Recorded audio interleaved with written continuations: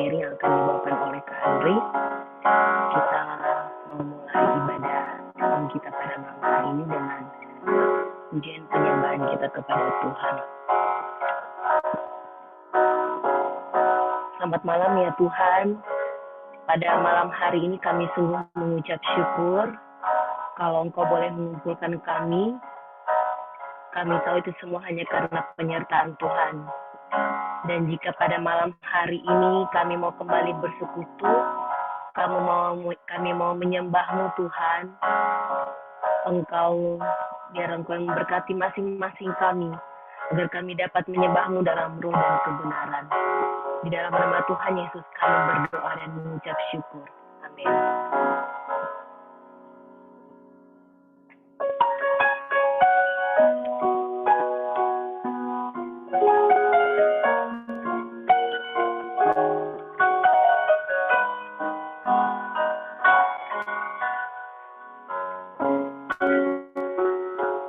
Tentang dirimu.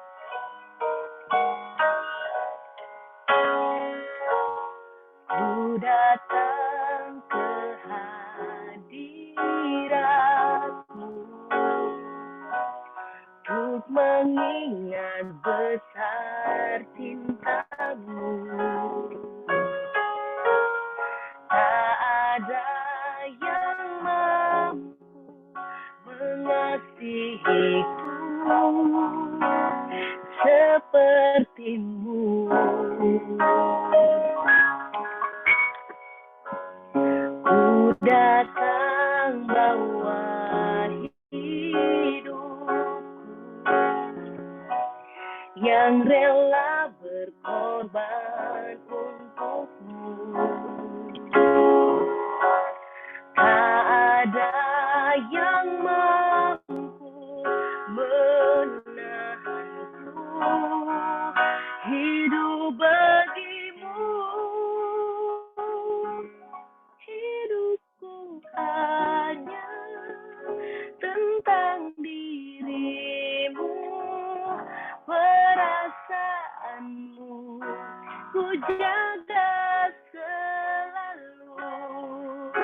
Hidupku bukan tentang diriku, pribadi-Mu ada di dalamku.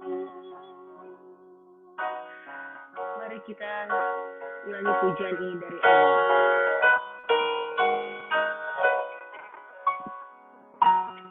Ku datang bawa hidupku yang rela berkorban untuk-Mu. Tak ada yang mampu menahanku, hidup bagi-Mu.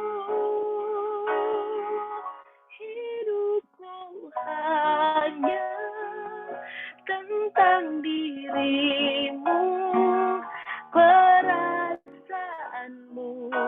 ku jaga selalu.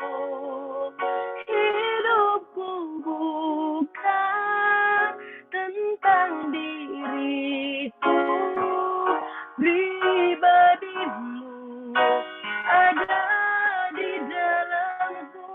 Hidup kami hanya tentang diri-Mu Tuhan. Hidupku hanya tentang diri-Mu, perasaanmu ku jaga selalu.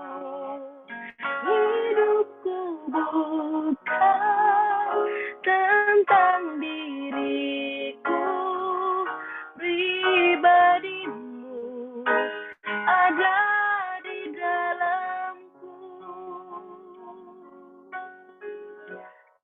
Ya Tuhan, pada malam hari ini kami anak-anak-Mu datang kepada-Mu ya Bapa.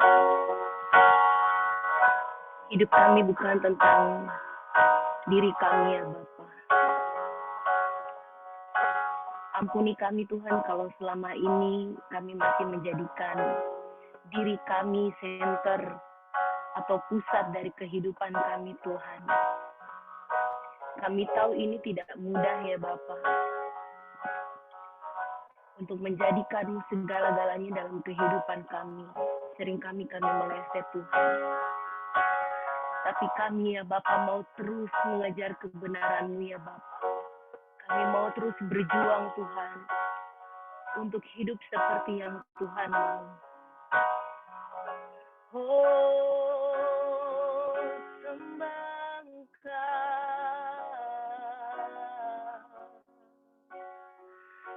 Naikkan penyembahan kita. Oh, haleluya Tuhan. Biar Engkau yang bertata. Biar malam ini Tuhan, mari Engkau datang. Engkau sentuh, Engkau ketuk masing-masing hati kami Tuhan. Biar malam ini Engkau menjamah kami ya Bapa. Haleluya.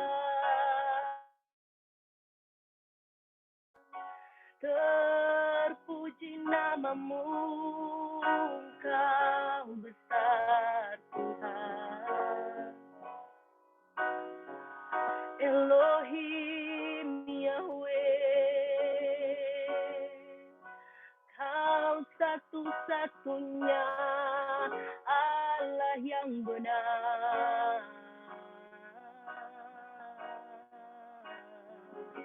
Tidak ada Allah lain yang kami sembah, hanya Engkau, hanya Engkau Tuhan.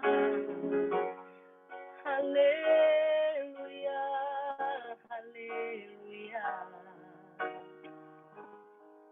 Oh, terima kasih Tuhan. Terima kasih, terima kasih.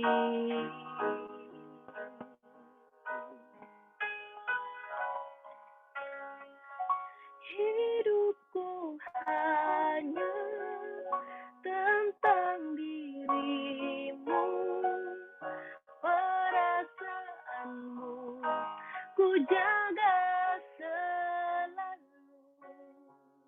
Hidupku bukan tentang diriku, pribadimu ada di dalamku. Hidupku hanya tentang diri-Mu, perasaanmu ku jaga selalu. Hidupku bukan tentang diriku, pribadimu ada di dalamku.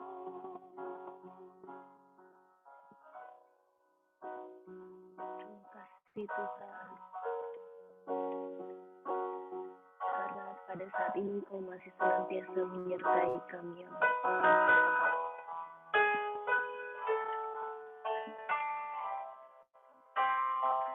Ajar kami ya Bapa, dari hari ke hari kami boleh semakin mengerti kebenaran-Mu Tuhan.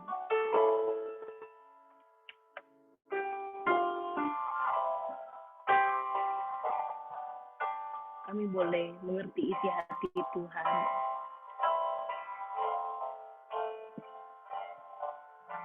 Biar hati kami ya Bapa tidak terfokus ke dunia ini Tuhan.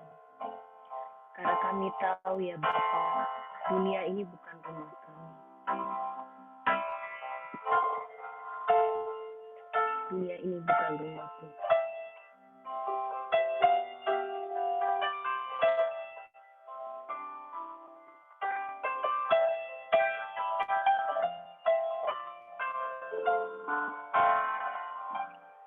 Dunia ini bukanlah rumahku.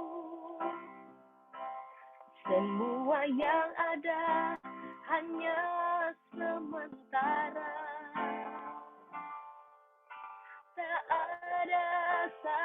apapun yang dapat ku bawa saat ku kembali padanya. Ku sadari singkat hidup ini seperti embun pagi yang datang dan pergi. Selama ku hidup, senangkan hatimu. Ku yakin kembali padamu. Janjimu kan membawaku di mana kau ada, aku pun berada. Nanti datangnya harimu, bila tiba saatnya, ingatlah aku bahwa ku tinggal bersamamu. Dunia ini bukan rumah kami, Tuhan.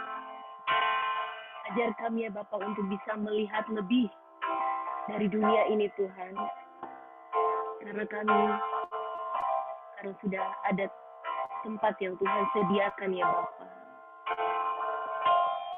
Dunia ini bukanlah rumahku.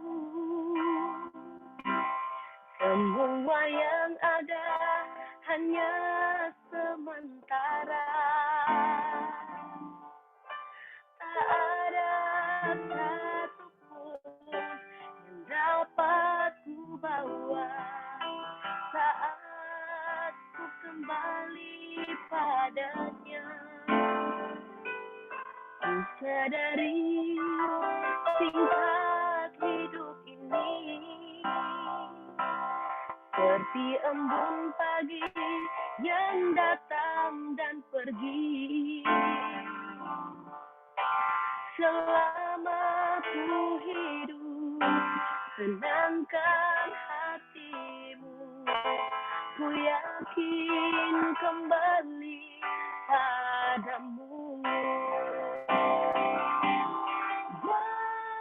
Janjimu kan membawaku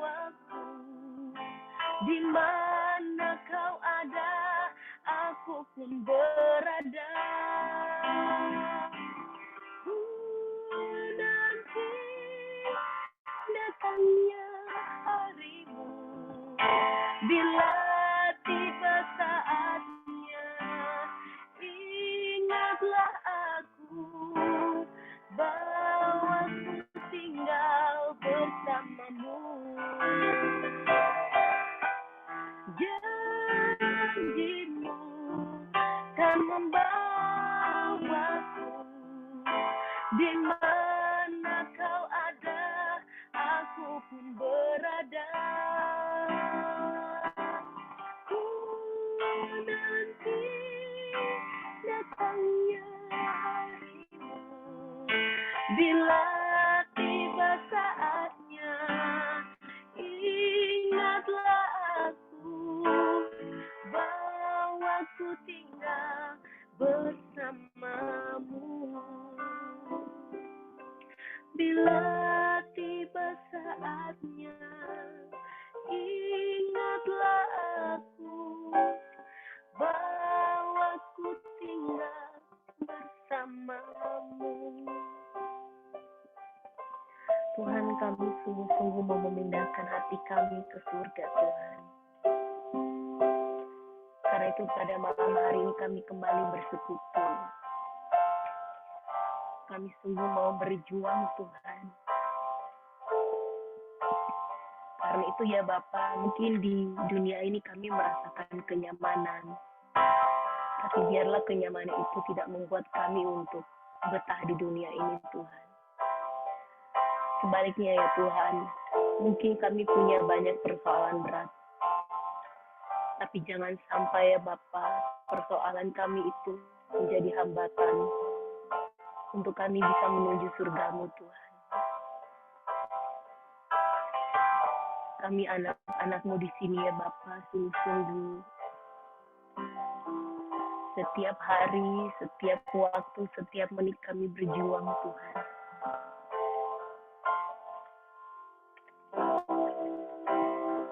Karena itu Tuhan, Engkau berkati masing-masing kami, apapun yang menjadi pergumulan kami saat ini, apa yang di hadapan kami sekarang Tuhan,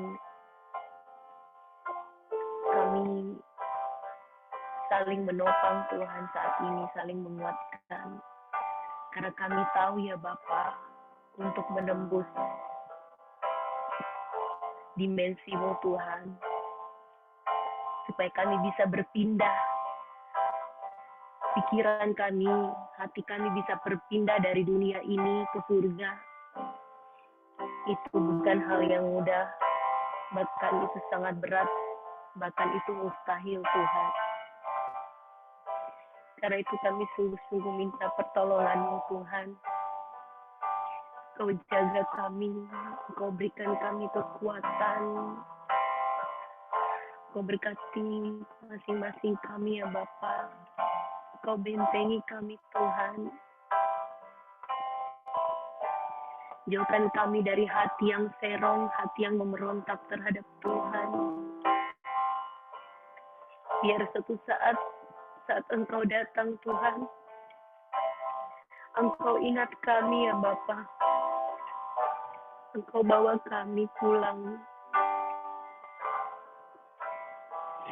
Engkau bawa kami ke surga Tuhan. Kami mau menjadi anak manisnya Bapa.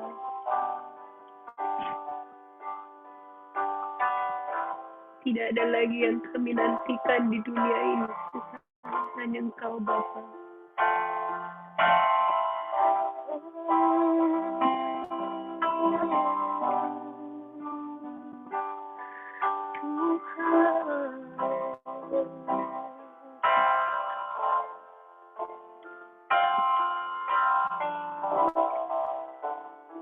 Janji-Mu, janji-Mu kan membawaku di mana Kau ada, aku pun berada. Ku nanti datangnya harimu, bila tiba saatnya, ingatlah aku, aku tinggal bersamamu. Bila tiba saatnya, ingatlah aku, bahwa ku tinggal bersamamu. Terima kasih Tuhan. Ini penyembahan kami. Biar Engkau yang siapkan masing-masing hati kami Tuhan. Untuk kami akan mendengar kebenaran firman-Mu yang akan dibawakan oleh Kak Andri. Biar Engkau yang urapi, Engkau yang sertai Kak Andri. Biar Roh Kudus-Mu Tuhan yang menguasai. Bahkan kami juga yang mendengar. Engkau bukakan hati dan pikiran kami Tuhan, sehingga iman kami boleh bertumbuh lewat pendengaran firman ini. Bahkan teman-teman kami yang masih di perjalanan atau belum sempat hadir pada malam hari ini pun Tuhan sertai mereka dalam apapun aktivitas mereka pada malam hari ini. Di dalam nama Tuhan Yesus, kami berdoa dan mengucap syukur. Amin.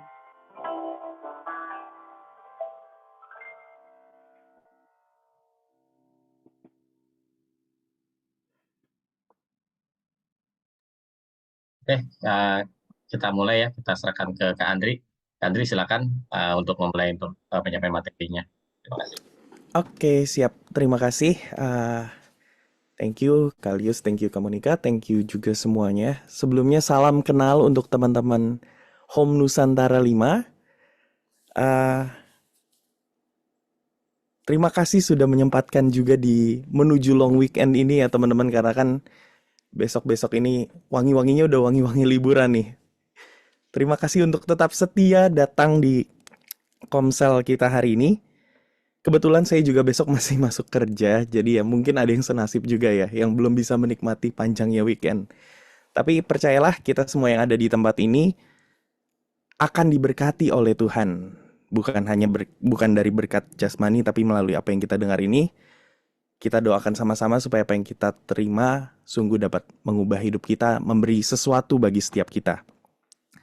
Tapi sebelum masuk, aku mau minta maaf juga karena internet aku dari sore tadi agak bermasalah. Nggak tahu, mungkin karena lagi pada liburan jadi tetangga banyak yang pakai internet juga atau bagaimana. Agak sedikit gangguan, jadi kalau nanti ada terputus atau bagaimana, teman-teman boleh info di chat supaya aku notice bahwa lagi gangguan gitu ya. Jadi aku bisa slow down juga penyampaiannya, atau nanti mungkin aku akan off cam atau bagaimana untuk membantu supaya lebih baik lagi penyampaiannya. Oke. Pertama aku mau perkenalin diri, aku Andri pribadi. Aku biasanya kalau di GSKI Rehoboth terlibatnya biasanya lebih sering di praise and worship. Aku sebagai worship leader atau juga sebagai singer. Aku di GSKI Rehoboth sudah dari tahun mungkin sekitar tahun 2001, dari aku masih sekolah minggu. Jadi 2001 aku masih sekolah minggu, teman-teman mungkin ada di sini yang secara usia lebih senior. Aku kelahiran tahun 90-an. Jadi maafkan kalau adik kalian ini yang akan membawakan sharing. Aku menyampaikan sharing bukan karena aku lebih tua, lebih berpengalaman atau bagaimana, enggak. Kita sama-sama mau belajar gitu ya. Jadi kita buka hati, kita buka pikiran kita untuk kita sama-sama belajar malam hari ini. Nah, sebelum aku mulai sharing, biasanya aku menyampaikan satu statement yang ini aku pegang kemana-mana sih. Jadi gini, kita sama-sama tahu bahwa bukan seberapa banyak firman yang kita dengar yang akan merubah kita. Bukan seberapa banyak ibadah yang kita datengin yang bisa ngerubah hidup kita. Tapi seberapa banyak yang benar-benar kita bawa pulang dan benar-benar kita lakukan. Karena gini, kalau contoh sederhananya, contoh di kehidupan sehari-harinya, di sini ada teman-teman yang suka beli buku. Ada yang suka beli buku, teman-teman di sini? Boleh. Bagaimana ya kalau di Zoom agak sulit ya. Kalau di gereja kan kita bisa lihat tangan-tangan yang terangkat ya. Resen aja di sini, bisa Oh, resen. iya. Oke, ada yang suka beli buku? Aku anggap beberapa mungkin ada yang suka beli buku karena gini, antara kita beli buku dengan kita baca buku itu beda, teman-teman. Karena aku termasuk orang yang suka beli buku, tapi nggak semuanya aku baca. Itu yang jadi masalahnya. Dan yang dibaca pun nggak semuanya dilakukan. Jadi itu ada 3 tahap yang berbeda. Beli buku itu sesuatu yang sudah cukup baik. Tapi setelah beli, pastikan harus dibaca. Baca buku. Setelah dibaca, apa yang kita baca itu, informasi yang kita terima benar-benar kita lakukan di kehidupan kita. Itu yang benar-benar bermanfaat. Jadi kita nggak sekedar spend money, tapi kita benar-benar invest itu sebagai sesuatu. Nah, ini juga yang sama seperti ketika kita menerima firman Tuhan. Jadi bukan banyak-banyakan firman yang kita dengar, tapi seberapa yang memang sungguh-sungguh dapat kita lakukan. Karena itu aku punya satu tips biasanya. Kalau teman-teman ketika mendengar firman, ada sesuatu yang nyentil, yang kena banget, boleh ditulis, boleh dicatat dimanapun teman-teman bisa lakukan. Kalau aku di WhatsApp juga kan kita bisa bikin notes gitu ya, atau di smartphone kita atau di laptop kita, atau tulis tangan juga itu bagus sekali gitu. Karena jangan sampai apa yang bagus itu yang sebenarnya memang Roh Kudus bicara kepada kita mengenai hal itu lewat gitu aja. Gitu, karena sayang banget. Karena hal yang sama belum tentu terulang lagi di kemudian hari gitu. Jadi ketika ada sesuatu yang memang ini nih yang Roh Kudus coba sampaikan di pertemuan malam ini atau di ibadah-ibadah lain ya. Coba teman-teman jangan sampai itu kelewatan gitu ya. Oke, aku akan sambil share screen juga.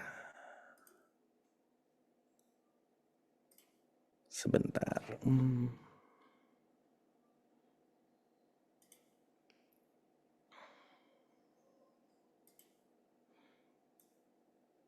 Apakah layarnya masuk, teman-teman?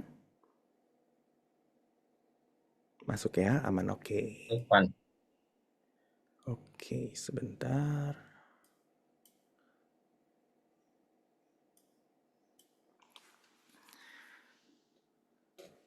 Oke, sesuatu yang kita mau ngobrolin malam hari ini bukan sesuatu yang asing ya, bukan sesuatu yang baru juga. Ini bukan pewahyuan yang baru, ini bukan sesuatu yang kayak tinggi banget, enggak. Ini sesuatu yang simple, sesuatu yang aku rasa teman-teman yang sudah Kristen lama pasti udah hatam banget nih mengenai hal ini. Nah, kita mau dalemin lagi ya, kita mau bener-bener coba ingetin lagi, coba refresh lagi supaya benar-benar kita bawa di kehidupan kita setiap hari. Kita akan mulai perjalanan kita malam hari ini. Aku mau kenalin dua tokoh yang akan kita sering sebut, akan sering kita bahas malam hari ini. Dua karakter ini yang jadi keyword kita malam hari ini adalah selfish dan selfless. Terkait tema kita tadi, it's all not about me. Ada dua karakter, ada dua pribadi, ada dua sifat yang akan banyak kita bahas hari ini. Yang pertama selfish, yang kedua selfless. Nah, kalau kita bicara selfish, ini deskripsi yang aku cari dari Wikipedia, nyari di Google ketemu di Wikipedia dan ternyata lumayan bagus deskripsinya. Kita langsung ke intinya saja. Kalau di selfish itu, kata terakhir di deskripsinya itu adalah self-centered. Jadi ketika kita bicara selfish, egois, itu adalah bicara mengenai it's all about me. Seperti itu. Selfish itu bicara centernya tuh di diri kita sendiri, fokusnya di diri kita sendiri. Sedangkan karakter kedua yaitu selfless. Selfless ini ada kaitannya dengan sacrifice, teman-teman. Ada kaitannya dengan pengorbanan. Karena itu, di selfless inilah it's all not about me. Jadi, malam ini kita mau belajar untuk kita mau sama-sama berjuang pindah dari sisi selfish ke sisi selfless. Tentu teman-teman sudah ada di stage yang berbeda-beda. Mungkin ada yang perjuangannya sudah seberapa jauh, sudah seberapa banyak. Kita majemuk, kita berbeda-beda, dinamis, latar belakang berbeda-beda. Tapi yang pasti adalah kita sama-sama berjuang ke arah itu. Aku ada baca satu penelitian, dikatakan bahwa dalam pertumbuhan kognitif anak-anak dan bayi, semua bayi itu terlahir secara selfish. Gak ada bayi yang selfless. Bayi ketika lahir, itu sifatnya itu selfish. Contohnya gini deh. Ketika bayi lapar, dia pasti nangis. Dia gak mikirin orang tuanya tuh baru capek, pulang kerja. Orang tuanya lagi ngapain, dia gak mikirin. Atau dia gak tahu ini jam 2 pagi gitu loh. Dia gak, pokoknya dia lapar, ya dia nangis. Dia pengen permen, dia pokoknya minta, papa aku mau permen, ketika udah agak beranjak dewasa gitu ya. Nah, ini yang biasanya Om Eras juga bilang, jangan sampai kita sudah umur 30, 40, 50, bahkan 60, tapi masih sama kayak gitu. Aku mau permen, aku mau permen. Nah, itu sudah tidak lucu lagi jadinya ketika sudah umur segitu. Kalau masih kecil masih oke gitu ya. Nah, oke, kita akan ke ilustrasi yang bisa menggambarkan hubungan antara selfish dan selfless. Ilustrasinya adalah sebuah gelas. Ini adalah gelas yang kosong. Kemudian ada gelas yang setengah terisi dan gelas yang terisi penuh. Antara selfish dan selfless itu bisa diibaratkan sebagai hubungan relasi antara udara dan air di dalam suatu gelas. Kalau yang gambarnya penuh seperti ini, berarti dia full dengan air. Kalau yang tadi sebelumnya yang setengah ini, oh dia berarti airnya setengah, udaranya setengah, gitu ya. Lalu kalau yang ini benar-benar kosong. Nah, ketika lahir, kita itu sebenarnya bayi tadi itu adalah seperti gelas kosong, yang mana dia fokusnya adalah diri dia sendiri. Nah, ketika kita sudah beranjak dewasa, pertanyaannya seberapa banyak air yang berhasil kita isi. Jadi selfish itu adalah kondisi di mana ketiadaan karakter untuk selfless. Nah, kita akan ke activity 1 dulu. Teman-teman boleh keluarkan catatan atau boleh pakai notes juga, boleh pakai WhatsApp juga. Jadi gini teman-teman, di WhatsApp itu mungkin ada yang belum tahu ya. Ada fitur kita bisa ngechat ke diri kita sendiri. Jadi di WhatsApp itu kita bisa search nomor kita, nama kita atau me gitu. Itu kita bisa ngechat ke diri kita sendiri dan di situ teman-teman bisa pakai untuk activity pertama kita malam hari ini adalah kita refleksi diri kita. Coba kita lihat sudah seberapa selfless kita sampai hari ini. Aku akan berikan waktu teman-teman sekitar 2 atau 3 menit bisa merefleksikan diri sendiri. Yang pasti teman-teman jujur ke diri sendiri. Gak perlu untuk dibagus-bagusin. Kita mencoba menilai diri kita sendiri. Dan kita bisa pakai berbagai tolak ukur ya. Bisa dari contohnya, apakah kita lebih suka menerima daripada memberi? Itu kan salah satu ciri selfish. Atau kita sudah lebih suka untuk memberi daripada menerima. Lalu apakah kita nggak bisa ngalah sama orang lain kalau ada konflik, ada masalah? Teman-teman bisa lakukan, bisa write it down dulu. Untuk nanti di akhir kita bisa merefleksikan lagi, kita bisa punya goal lagi, kita bisa punya tujuan dari apa yang sudah kita refleksikan ini. Oke, silakan teman-teman menilai diri sendiri. Dan kalau di WA pastikan teman-teman kirim ke diri sendiri ya, jangan ke teman yang lain, nanti bingung mereka. Apa nih kok dikasih 50% atau berapa? Menilai diri sendiri terlebih dahulu.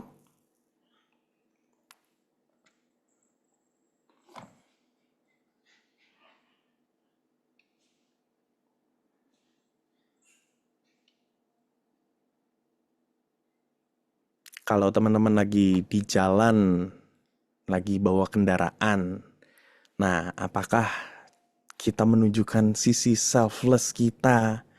Apakah sisi selfish kita?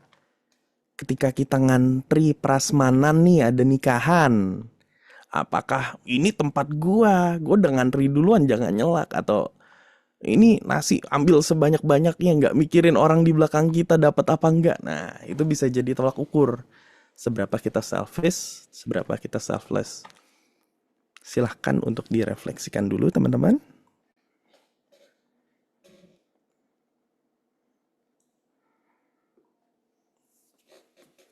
Harusnya udah ya, kita nggak perlu waktu lama tentunya untuk hanya menuliskan berapa persen gitu. Tapi teman-teman ingat-ingat dulu, teman-teman simpan catatannya dan kita lanjut dulu. Nah, aku adalah orang yang bergerak di dunia teknologi. Jadi basic aku adalah aku programmer teman-teman. Memang tidak terlalu pandai dalam berkomunikasi sebagai anak IT, anak introvert.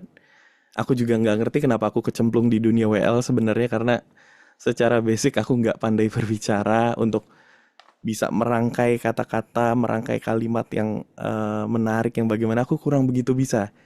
Nah, sebagai orang yang bergerak di dunia teknologi, aku pun menyadari bahwa kalau kita ngelihat mungkin di sini ada yang angkatan tahun kelahiran 80-an, 70-an, 90-an.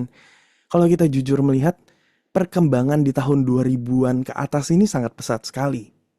Terutama dengan adanya internet, dengan adanya lain sebagainya, itu benar-benar cepat dan tentu bagus, tentu ada banyak hal positifnya. Komunikasi, kalau zaman dulu waktu tahun 2000-an awal, kita mau terhubung ke keluarga kita yang di luar kota itu susah banget. Mesti pakai telepon dan biayanya mahal waktu itu. Interlokal dan lain sebagainya, apalagi kalau yang keluar negeri. Terus kita mau kirim-kirim dokumen harus ngefax.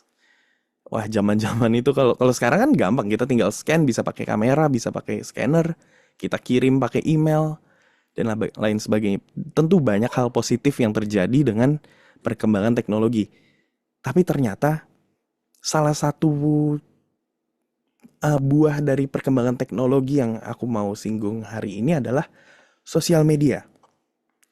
Sosial media ini ternyata banyak banget, ya ada positifnya, tapi sosial media itu punya andil besar untuk membentuk kita menjadi pribadi yang lebih selfish. Nah, kalau zaman dulu, ya kalau zaman dulu kita mau makan tuh kita ya berdoa gitu ya, itu umum terjadi. Sekarang juga bukannya nggak berdoa sih, cuma ada aktivitas tambahan biasanya. Kalau kita makan di resto-resto yang fancy, yang piringnya bagus, yang ambience-nya oke, biasanya kita nggak cuma berdoa tuh atau cepet aminnya. Biasanya aktivitas kita yang panjang adalah ngambil foto, di post ke Instastory. Nah, masalahnya motivasi kita melakukan itu apa?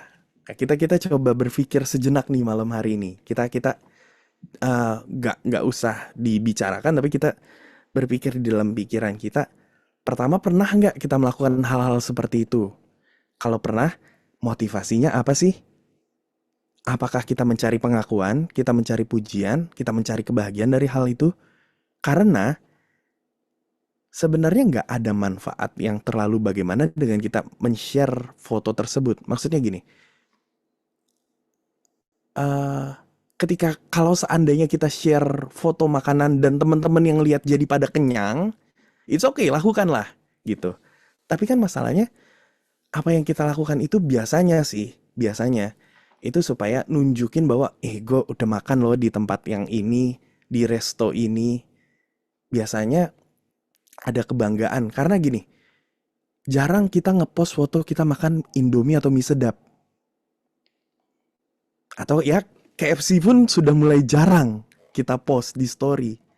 Biasanya yang kita post itu di tempat-tempat yang ya di cafe yang bagus, yang bagaimana. It's okay, nggak masalah. Tapi maksudnya ya ini aku ngambil salah satu contoh aja ya. Tapi maksudnya itu sih nggak yang ekstrim menunjukkan bahwa kita jadi selfish. Tapi secara nggak sadar kita ada di pusaran itu gitu. Kalau Om Eras selama ini bilang kan sebenarnya motivasi kita dalam melakukan sesuatu. Jadi kalaupun kita bekerja, kita melakukan hal-hal tertentu, selama motivasinya oke ya it's okay. Tapi apakah ada yang kita lakukan yang out of control kita, yang kita nggak tahu nih kita lakukan, tapi ternyata motivasinya itu ternyata tidak baik gitu. Atau nih kalau tadi kan contohnya itu adalah di sisi yang mana kita sebagai pelaku yang nge-share. Contoh kedua adalah kalau kita ada di posisi sebagai orang yang nge-scroll sosial media teman-teman kita. Kalau seandainya kita nge-scroll, lalu kita ngelihat ada teman kita yang lagi jalan-jalan ke luar negeri. Dia jalan ke tempat yang bagus. Kalau kita masih menjadi pribadi yang selfish, biasanya kita iri. Biasanya kita kesel, nih orang pamer mulu gitu. Kalau teman kita nge-share sesuatu yang dia beli handphone baru, mulai deh tuh kita kayak nggak ada rasa nggak nyaman, atau bahkan bisa ada yang sampai ngejulitin gitu ya. Dia ngasih lihat ke temennya, ini dia ganti handphone lagi nih, habis jual ginjal yang satunya lagi kali itu.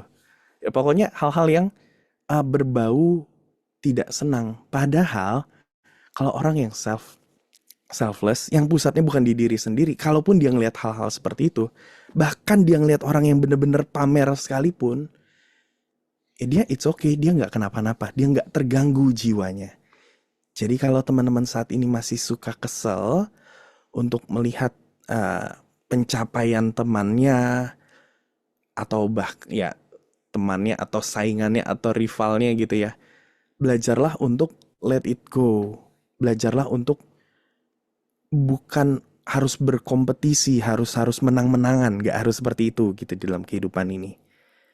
Dan itu dia, secara nggak sadar kita dibentuk jadi pribadi yang selfish melalui sosial media dan berbagai perkembangan teknologi. Ibaratnya gelas yang tadi nih teman-teman. Waktu lahir kita kosong, lalu kita udah mulai isi, kita belajar untuk menjadi pribadi yang selfless. Tapi bocor, ada bocor nih di bawah yang kita nggak sadar, yang mana gelas kita itu jadi kosong lagi, jadi turun lagi. Seperti itu. Jadi sosial media itu salah satunya. Tapi sebenarnya masih banyak lagi hal-hal lainnya yang bisa berperan untuk membuat kita kembali jadi pribadi yang selfish atau malah yang menghambat pertumbuhan kita dari menuju yang selfless tadi. Sebenarnya contohnya banyak banget kalau kita mau describe. Aku rasa nyampe doa pagi besok pagi pun contoh-contohnya tuh nggak ada habisnya gitu ya. Contoh selfish dan selfless kita bisa, apalagi kita dinamis, kita dari tempat yang berbeda, latar yang berbeda, kita punya cerita masing-masing di situ. Karena itu menurut aku bisa kita simpulkan bahwa it's all not about me itu memang sesuatu yang jarang ada hari ini. Ini sesuatu yang jarang. Aku harapannya sih di keluarga GSKI, di keluarga home, di kumpulan orang percaya harusnya lebih banyak yang selfless. Setuju teman-teman? Harusnya di kumpulan GSKI, di kumpulan gereja-gereja yang ada di Indonesia, di kumpulan orang percaya, orang yang mengenal Tuhan Yesus harusnya pribadi yang selfless.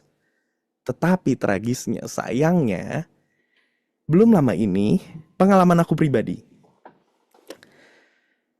Aku datang ke Mawarta Gading, waktu itu nggak pelayanan, jadi aku datang mendekati jam 11. Dan lagi mencari parkiran, ada yang teriak-teriak di parkiran, marah-marah karena merasa tempat parkirnya diambil sama orang lain. Mereka datang jam 11 kurang. Suspeknya sih kayaknya sih mau turun mau ke Rehoboth lantai 5 itu sih kayaknya ya. Jadi bahkan di gereja pun masih ada jiwa-jiwa yang fokusnya tuh ke diri sendiri gitu. Bahkan kalau kita pun baru Om Eras dan lainnya juga sering cerita, selesai ibadah baru keluar ruangan udah bisa kembali ke diri mereka sendiri, bisa balik lagi tuh nunjukin lagi selfishnya mereka, karakternya mereka, gak mau ngalahnya mereka, marah-marah ke ya mungkin ke pembantu ART atau ke babysitter mereka. Itu sering terjadi juga loh. Aku dengar juga dari kakak-kakak sekolah minggu, orang tua yang baru ibadah di lantai 5, dia turun ke bawah mau jemput anaknya, dia marah-marah ke guru sekolah minggu atau ke babysitternya. Ada sesuatu yang gak sesuai dan itu yang membuat mereka jadi marah. Nah, apakah itu sesuatu yang ada? Apakah itu gambar orang Kristen sebenarnya? Harusnya enggak. Harusnya kita yang sudah mengenal Kristus, kita yang mengenal Tuhan, kita harus menjadi pribadi yang selfless. Karena pola dan pattern dunia ini itu sangat selfish sekali. Jadi kalau tadi ada selfish dan selfless, itu bisa dikategorikan juga bahwa selfish ini adalah gambaran dari dunia, sedangkan selfless adalah gambaran dari anak-anak Tuhan. Karena polanya orang yang selfish itu, dia nggak mikirin dirinya sendiri. Yang ada di pikiran dia itu cuma me, myself, and I. Jadi benar-benar, apa untungnya buat saya? Kenapa saya harus ngalah? Kenapa saya harus memberi? Kenapa saya harus berkata-kata sesuatu yang baik? Itu benar-benar sesempit itu cara pikir mereka. Padahal kalau kita melihat contoh yang tadi yang mengenai anak-anak itu sifatnya selfish, ya berarti ketika kita ada terjebak, walaupun kita sudah dewasa, kita sudah tua, tapi kita masih selfish, itu tandanya kita nggak punya yang namanya kedewasaan. Karena ciri-ciri orang yang dewasa itu ya dia mau memberi, dia mau mengalah, dia nggak mau menang-menangan. Orang yang dewasa seperti itu. Tapi standar kita anak Allah itu harusnya bukan cuma sekedar dewasa, tapi sempurna. Tapi jangankan kita mau sempurna, kalau dewasa aja belum, wah itu masih jauh banget gitu loh. Jadi kalau saat ini kita menyadari bahwa kita masih ada hal-hal tertentu yang, wah iya ternyata masih selfish banget nih, masih self-center banget nih. Masih mikirinnya diri sendiri nih. Kalau diajak pelayanan, apa untungnya buat saya? Kalau diajak untuk memberi sesuatu yang kita punya untuk donasi ke ada bencana alam, ada ke panti asuhan tertentu, apa untungnya buat saya?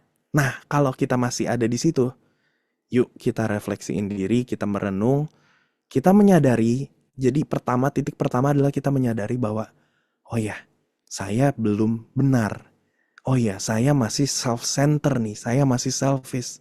Saya mau melayani, mau untuk memberi, tapi kalau seandainya ada sesuatunya gitu.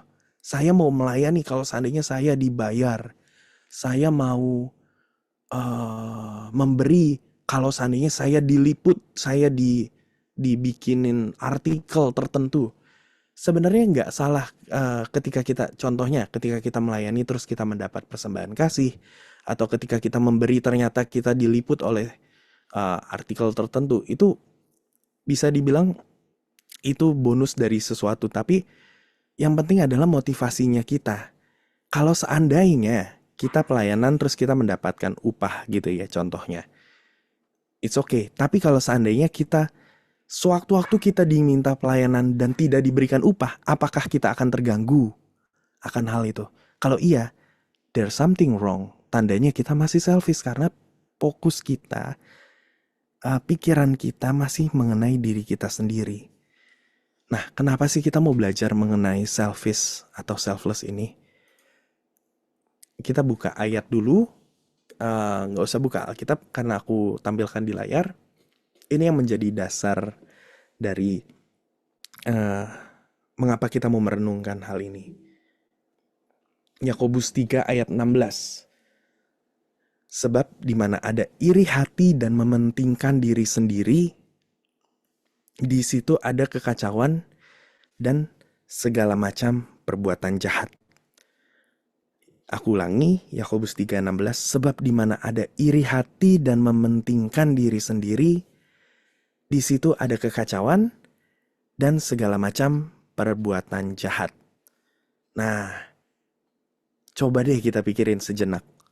Ini dari pengamatan aku, aku coba merenungkan, semua dosa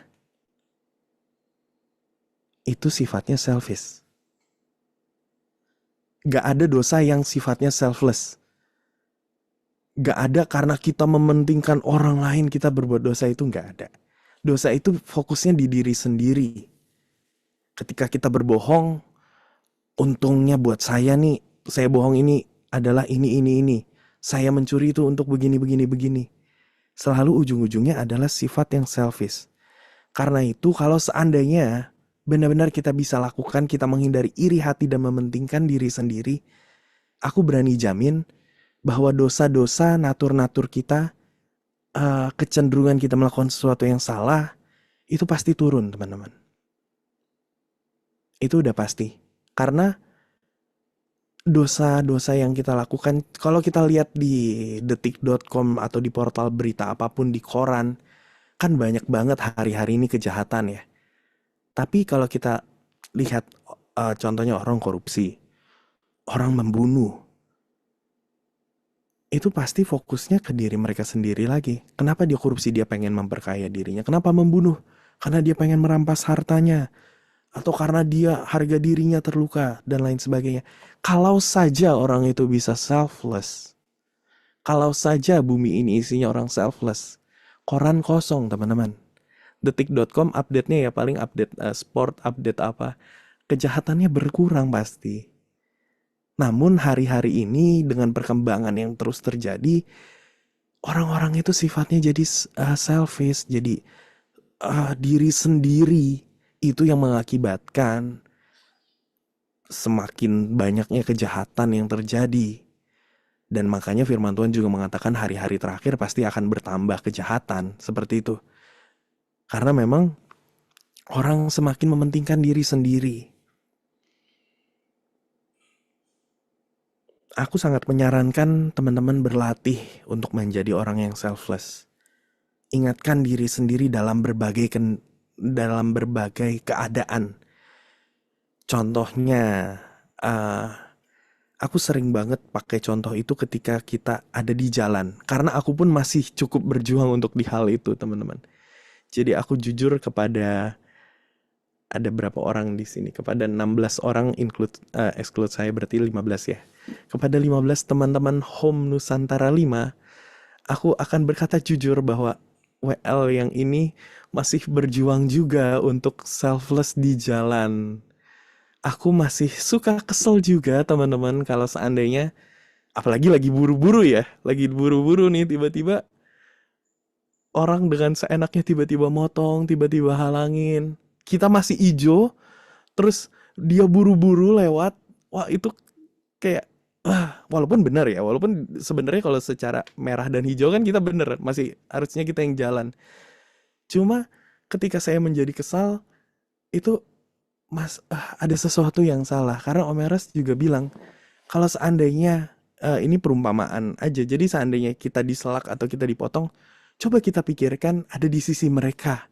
Mungkin aja mereka lagi ngantar keluarganya ke rumah sakit. Mungkin aja mereka lagi ada kebutuhan urgent lainnya gitu. Jadi ketika kita mencoba untuk nggak self-center, kita nggak fokusnya di diri kita sendiri, kita bisa lebih tenang, kita bisa lebih damai, kita bisa lebih enjoy dalam menghadapi hidup. Karena kalau tadi tuh yang kita masih hijau nih, terus tiba-tiba kendaraan dari arah lain motong gitu yang lewatin kita, padahal dia merah. Nah, kita kesel, kita kejar. Apa untungnya? Apa untungnya kita mengeluarkan emosi kita marah. Bahkan sadly sangat sedih ketika beberapa bulan lalu di Cakung, nggak jauh dari Kelapa Gading, ada kecelakaan yang mana pas ditelusuri itu karena pemotor dan pemobil itu nggak tahu saling senggolan atau gimana, nggak terima kejar-kejaran sampai yang pemotornya itu kelindes atau ditabrak sama yang pengendara mobil. Itu kan karena dua-duanya masih mengencourage ego mereka. Andaikan salah satu aja, lebih bagus kalau dua-duanya. Andaikan salah satu aja bisa selfless, minta maaf, ya walaupun dia di posisi yang benar gitu ya. Ya maaf pak, nggak apa-apa, jalan aja. Itu nggak akan terjadi gitu loh. Makanya firman Tuhan berkata bahwa ya iri hati mementingkan diri sendiri itu, kekacauan segala macam perbuatan jahat itu sumbernya salah satunya itu. Jadi andaikan kita bisa berjuang untuk lebih waras, atau kalau zaman dulu ada yang suka bilang tuh, yang waras ngalah gitu ya. Yang waras ngalah, udah jarang sih kita dengar kata-kata itu, tapi dulu tahun 2000-an aku rasa sering tuh. Dah yang waras ngalah. Itu biasanya untuk way out dari bercandaan atau dari ini ya ada perdebatan. Tapi sebenarnya iya loh. Yang waras, yang selfless, yang bisa mengendalikan ego diri sendiri, ngalah aja. Dan ngalah itu bukan berarti kita jadi kalah loh. Contohnya yang tadi nih, aku dipotong jalannya. Terus ya udah, aku mikir mungkin dia lagi buru-buru nganter keluarganya yang sakit, atau dia lagi sakit perut deh gitu ya. Ya udahlah, lewat aja pak. Aku bisa lanjutin perjalanan dengan damai. Cuma beda beberapa detik gitu loh. Jadi mengalah itu bukan berarti kita jadi kalah. Itu pola pikir yang harus dimiliki oleh orang yang mau selfless. Mengalah itu bukan berarti kita kalah. Kalau tadi di deskripsi yang ada di Wikipedia dikatakan selfless itu kita untuk greater good, untuk sesuatu yang lebih baik, untuk sesuatu yang lebih oke, ya udah nggak apa-apa. Karena kita nggak self-center. Fokus kita tuh bukan di diri kita sendiri, tapi yang pasti sebagai pengikut Tuhan kita tahu ketika kita mau mengalah, ketika kita nggak mau berkonflik, nggak mementingkan diri sendiri, pasti ada buah yang baik, teman-teman, yang bisa kita petik suatu hari nanti. Karena aku juga merasa bahwa antara selfless dan selfish itu ibarat akar, ibarat root, akar. Buahnya itu ya yang tadi, perbuatan-perbuatan jahat, hal-hal yang nggak benar gitu ya. Eh,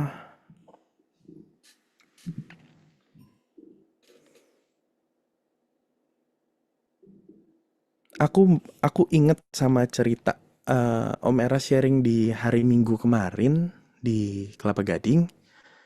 Aku lupa tapi di ibadah kedua atau ya di ibadah 1 atau 2 gitu ya. Om Eras cerita, Om Eras menasehati kita kalau nih kan kita mau liburan yang biasanya kita kumpul keluarga gitu ya. Kalau seandainya kita kumpul keluarga terus kita dianggap dipandang rendah, kita dianggap ya bukan siapa-siapa, bukan yang naik mobil paling bagus, bukan yang suka transfer paling besar gitu ya. Jadi mungkin kita diperlakukan tidak terlalu baik oleh keluarga kita. Di situ Om Eras bilang, disitulah perjuangan kita. Disitulah, kalau aku tarik garis ke sharing kita malam ini, disitulah kita berjuang untuk sungguh-sungguh ngisi gelas kita dengan karakter selfless. Kalau seandainya kita marah, kita keluar, itu kita masih selfish tandanya. Nah, ujungnya, seperti yang Om Eras juga kemarin nyanyiin, sorry, aku ambil gitar. Aku harap suaranya masuk ya. Kulihat senyummu Tuhan di ujung waktuku. Tujuannya ke situ. Tujuannya kita mau ngelihat senyumnya Tuhan. Karena hanya orang-orang yang selfless. Hanya orang-orang yang gak mentingin dirinya sendiri. Kenapa? Karena kan kita pengikut Kristus nih. Pengikut Kristus berarti apa yang Kristus teladankan kita ikuti dong. Nah, masalahnya Kristus ini bisa dibilang rajanya selfless. Dia nggak selfish sama sekali selama ada di bumi ini. Apa yang dia lakukan, pengorbanan dia, itu nggak ada kaitannya sama selfish sama sekali. Dia nggak mikirin dirinya sendiri. Kalau dia mikirin dirinya sendiri, dia nggak akan mau berkorban buat manusia. Dosa-dosa kita, masa dia yang nanggung kalau mikirnya gitu ya. Tuhan kita itu Tuhan yang sangat selfless sekali. Diperlakukan tidak adil, dia dicambuk, dia dihina, dia diludahin. Dia gak bilang, wah udah nih gak kuat gue bales juga nih. Gue kirim nih malaikat beneran, lu nantangin gue kan, gue kirim beneran lo. Enggak, meskipun bisa, meskipun Tuhan kita punya kuasa, meskipun Tuhan kita mampu membalas apa yang diperbuat orang-orang, tapi dia gak balas. Kalau kita pengikut Kristus, kita wajib untuk berjuang ya. Aku gak bilang bahwa kita harus 100% saat ini. Karena semuanya berjuang kok. Aku berjuang, teman-teman home leader berjuang, pendeta-pendeta berjuang, semua kita berjuang. Dan perjuangan kita itu unik masing-masing Tuhan tetapkan karena Tuhan itu yang merancang kita. Tuhan kita itu adalah perancang yang sempurna. Dia tahu medan seperti apa yang bagus, yang cocok buat kita untuk bertumbuh. Jadi kita memang pasti diperhadapkan teman-teman dengan hal yang tidak menyenangkan.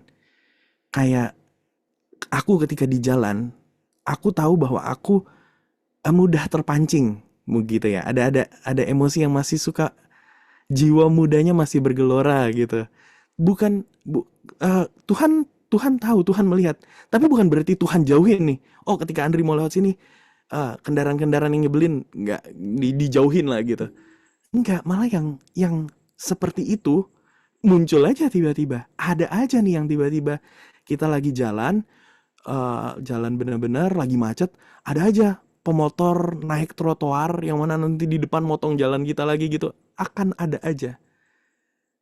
Karena kita memang harus untuk membuktikan bahwa kita selfless itu kita harus ada perjuangannya. Kalau kita memang nggak ketemu orang lain, kalau kita sendirian aja, nggak bisa membuktikan kita tuh selfless atau selfish gitu. Kita akan diperhadapkan dengan sesuatu yang akan menguji kita. Nah, balik ke yang tadi. Bisa juga teman-teman. Kulihat senyumnya setan di ujung waktuku. Kenapa kita ngelihat senyum setan? Karena kita seperti setan selama hidup. Yang mana maksudnya adalah kita selfish. Gitu. Kita menghadapi konflik sedikit, kita marah-marah. Ketika kita diperlakukan yang tidak menyenangkan sedikit, kita marah-marah.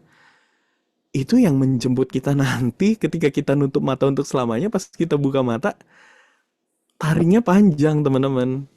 Ada tanduk-tanduknya. Takutnya sih gitu. Karena apa yang kita tabur itu yang akan kita tuai gitu. Jadi apa yang perjuangan kita di bumi ini gak akan sia-sia. Jadi kalau malam ini kita ada kesempatan untuk mengingat, untuk refleksi diri kita sendiri, yuk kita kalau pemilu aja kan, ini kan kita lagi mau menuju pemilu ya teman-teman. Kan pemilu pada menggembor-gemborkan, jangan salah pilih.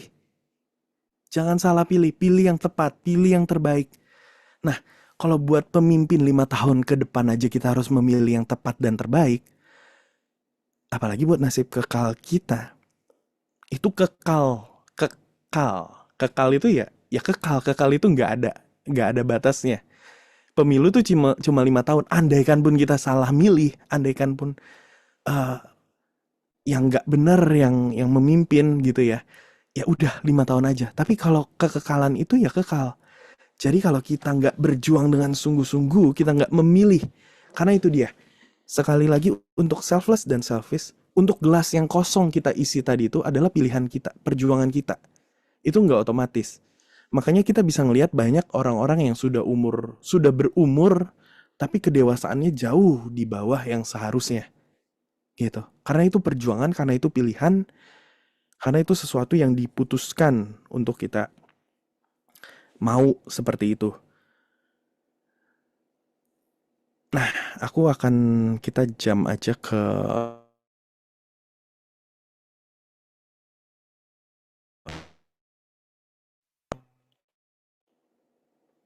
Sorry, suara aku masuk? Sepertinya masuk ya. Masuk. Oke, kita akan ke sedikit activity lagi teman-teman. Teman-teman semuanya boleh buka browser teman-teman. Lalu buka menti.com. Bisa di smartphone, bisa di laptop, bisa di perangkat apapun. Buka menti.com.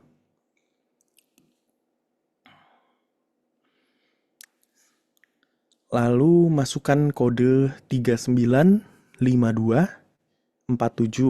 Jadi yang zoomnya dari handphone pun aku rasa kita bisa tetap sambil switch ke browser untuk buka menti.com 39524746. Di sini ada 2 survei. Bukannya survei yang bagaimana, kita cuma mau melihat, merefleksikan. Jadi yang memang sudah buka boleh langsung diisi. Jadi ada 2. Yang pertama itu kita mau menilai. Harusnya ini sesuai dengan apa yang kita sudah tuliskan tadi pas pertama ya. Tapi kan setelah kita mendengar nih, sekitar setengah jam lebih ini, kita udah dengar banyak. Lalu kita bisa menilai ulang, oh ternyata tuh saya selfless-nya tuh udah di titik yang ini. Oh, selfless saya ternyata masih rendah atau sudah tinggi. Tapi teman-teman ingat, ini kita mau merefleksikan diri. Dan ini adalah kejujuran teman-teman sendiri aja. Karena gini, yang tahu teman-teman pilih yang mana, yang tahu teman-teman tulis apa, itu hanya teman-teman dan Tuhan. Aku pun nggak tahu. Aku pun yang nge-create survei ini nggak tahu. Karena teman-teman pas ngisi kan nggak disuruh masukin nama atau email gitu ya. Jadi di sini benar-benar nggak di-record apapun, hanya jawabannya saja yang ter-record. Ini untuk yang pertama, kita mau bicara sudah seberapa selfless kita di hari ini. Dan dari yang pertama ini harapannya adalah apapun yang teman-teman pilih saat ini, apakah sudah ada di tengah, apakah sudah ada di kanan. Kalau sudah ada di kanan, puji Tuhan, dan harus terus dipertahankan dan ditingkatkan. Tapi kalau yang masih di tengah, terus sama-sama berjuang untuk lebih selfless lagi. Dan kalau yang ada di kiri, kita kerja keras, kita ada di komunitas. Jadi teman-teman di sini bisa saling mengencourage, bisa saling mendukung untuk kita berjuang untuk sama-sama selfless. Puji Tuhan ada komunitas. Komunitas itu membantu sekali untuk kita bertumbuh, teman-teman. Aku juga tertanam di komunitas, dan itu cukup banyak untuk memoles hidup aku. Seperti itu. Oke. Untuk yang pertanyaan kedua, apa yang membuat aku terjebak untuk jadi pribadi yang selfish? Ini berarti kita masih ada di it's all about me. Gitu. Kalau yang selfless kan it's all not about me, bukan aku lagi fokusnya, tapi ini yang mengenai selfish. Oke, ada jawaban teman-teman?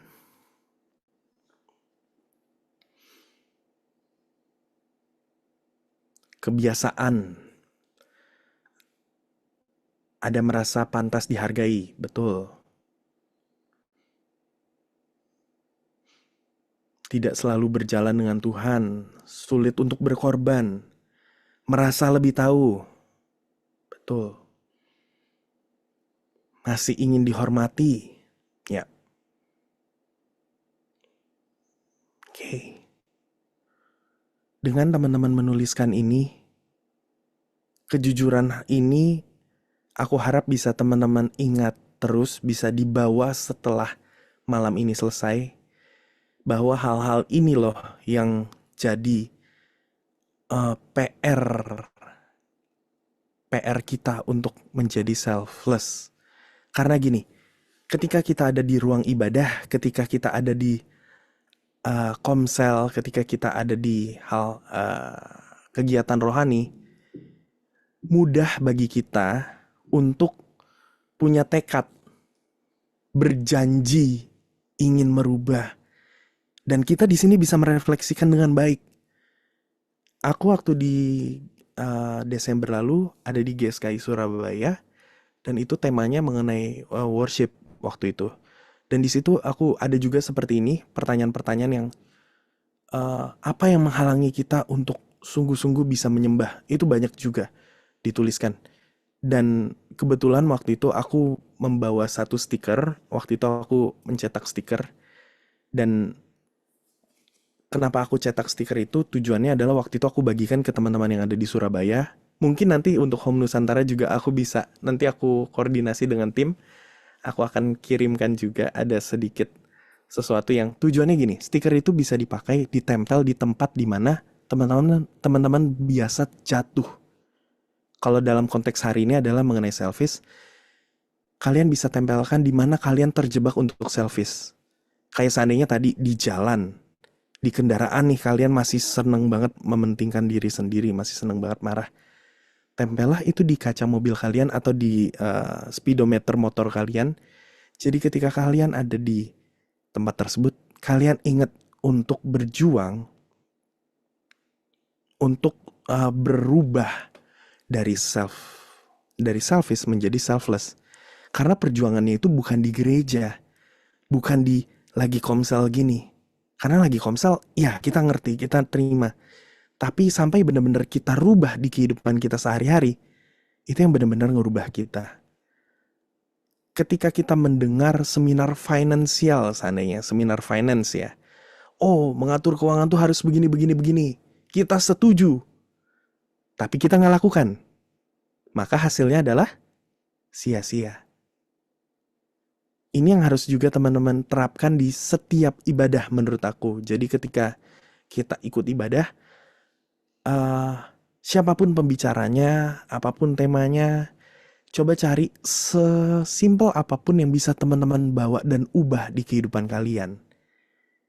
Jadi nggak harus menangkap atau kayak seandainya kita ikut ibadah hari ini, terus 3 minggu lagi ditanya, 3 minggu lalu sharingnya kayak gimana, tolong inin ulang. Nggak perlu. Tapi at least ada sesuatu yang teman-teman bisa bawa yang merubah kehidupan teman-teman. Seperti di sini ada 17 respon dari teman-teman yang hal yang menjebak teman-teman menjadi pribadi yang selfish. Ketika kalian sudah merefleksikan, ketika kalian sudah mengetahui ada rasa masih ingin dihormati, gak salah. Tapi kalau kalian terjebak, kalian terikat di situ, itu menjadi satu hal yang keliru dan itu tidak membuat gelas yang tadinya kita sudah mau penuhi bocor lagi. Seperti itu. Dan ketika kita berhasil menjadi pribadi yang selfless, sayangnya nggak ada tepuk tangan, nggak ada apresiasi. Kita bukan seperti ketika kita memenangkan lomba gitu ya. Kayak seandainya nih ketika aku lagi di kendaraan, ada tuh kendaraan yang nyebelin, kendaraan yang motong. Ketika aku menahan diri, ketika aku berhasil untuk tidak menjadi negatif, tidak menjadi marah, tidak menjadi kesal, itu nggak ada tepuk tangan dari yang kita bisa denger gitu. Nggak kayak seandainya kalau kita menang sesuatu kan mungkin ada tepuk tangannya atau apa, ada penghargaan. Ini nggak ada. Kita nggak dapat achievement menahan diri atau apa, nggak ada. Tapi percayalah, ketika kita berhasil melatih diri menjadi pribadi yang selfless, seperti yang firman Tuhan tadi katakan, iri hati dan mementingkan diri sendiri itu kan mendatangkan berbagai hal yang negatif tadi ya. Jadi kalau kita sudah tidak mementingkan diri sendiri, hal negatif jauh dari kita. Gak bisa datang ke kita. Orang mau senyebelin apapun, karena kita memang gak mikirin, gak mentingin diri sendiri, ya kita no problem gitu loh. Hidup kita jauh lebih damai, lebih ringan. Terhindar dari berbagai konflik, terhindar dari berbagai masalah. Dan yang pasti, itu adalah pertanda dari orang yang dewasa. Akan sangat indah kalau kita berkeluarga dengan orang-orang yang sama-sama dewasa. Berkomunitas dengan orang-orang yang sama-sama dewasa. Tapi jangan tuntut orang lain jadi dewasa. Tuntutlah diri kita sendiri untuk menjadi dewasa. Ketika kita menjadi dewasa, ketika kita mengimprove diri kita yang tadinya 30%, 50%, 40%, atau mungkin 10%, it's okay. Kalau memang ada yang begitu, it's okay. Kita refleksikan diri, kita jujur, oh saya masih 10%, kita improve, kita berjuang. Kita gak perlu nuntut teman-teman kita, keluarga kita, pasangan hidup kita jadi dewasa. Kita dulu yang jadi dewasa. Kita dulu yang jadi contoh. Di komunitas mungkin ada yang ada ketimbangan, ada yang sudah selfless, ada yang masih selfish. It's okay. Kita rangkul sama-sama, kita nggak memusuhi orang yang masih selfish, kita rangkul, kita ajak bertumbuh sama-sama. Jadikan hidup kita terang, kita impartasikan mereka.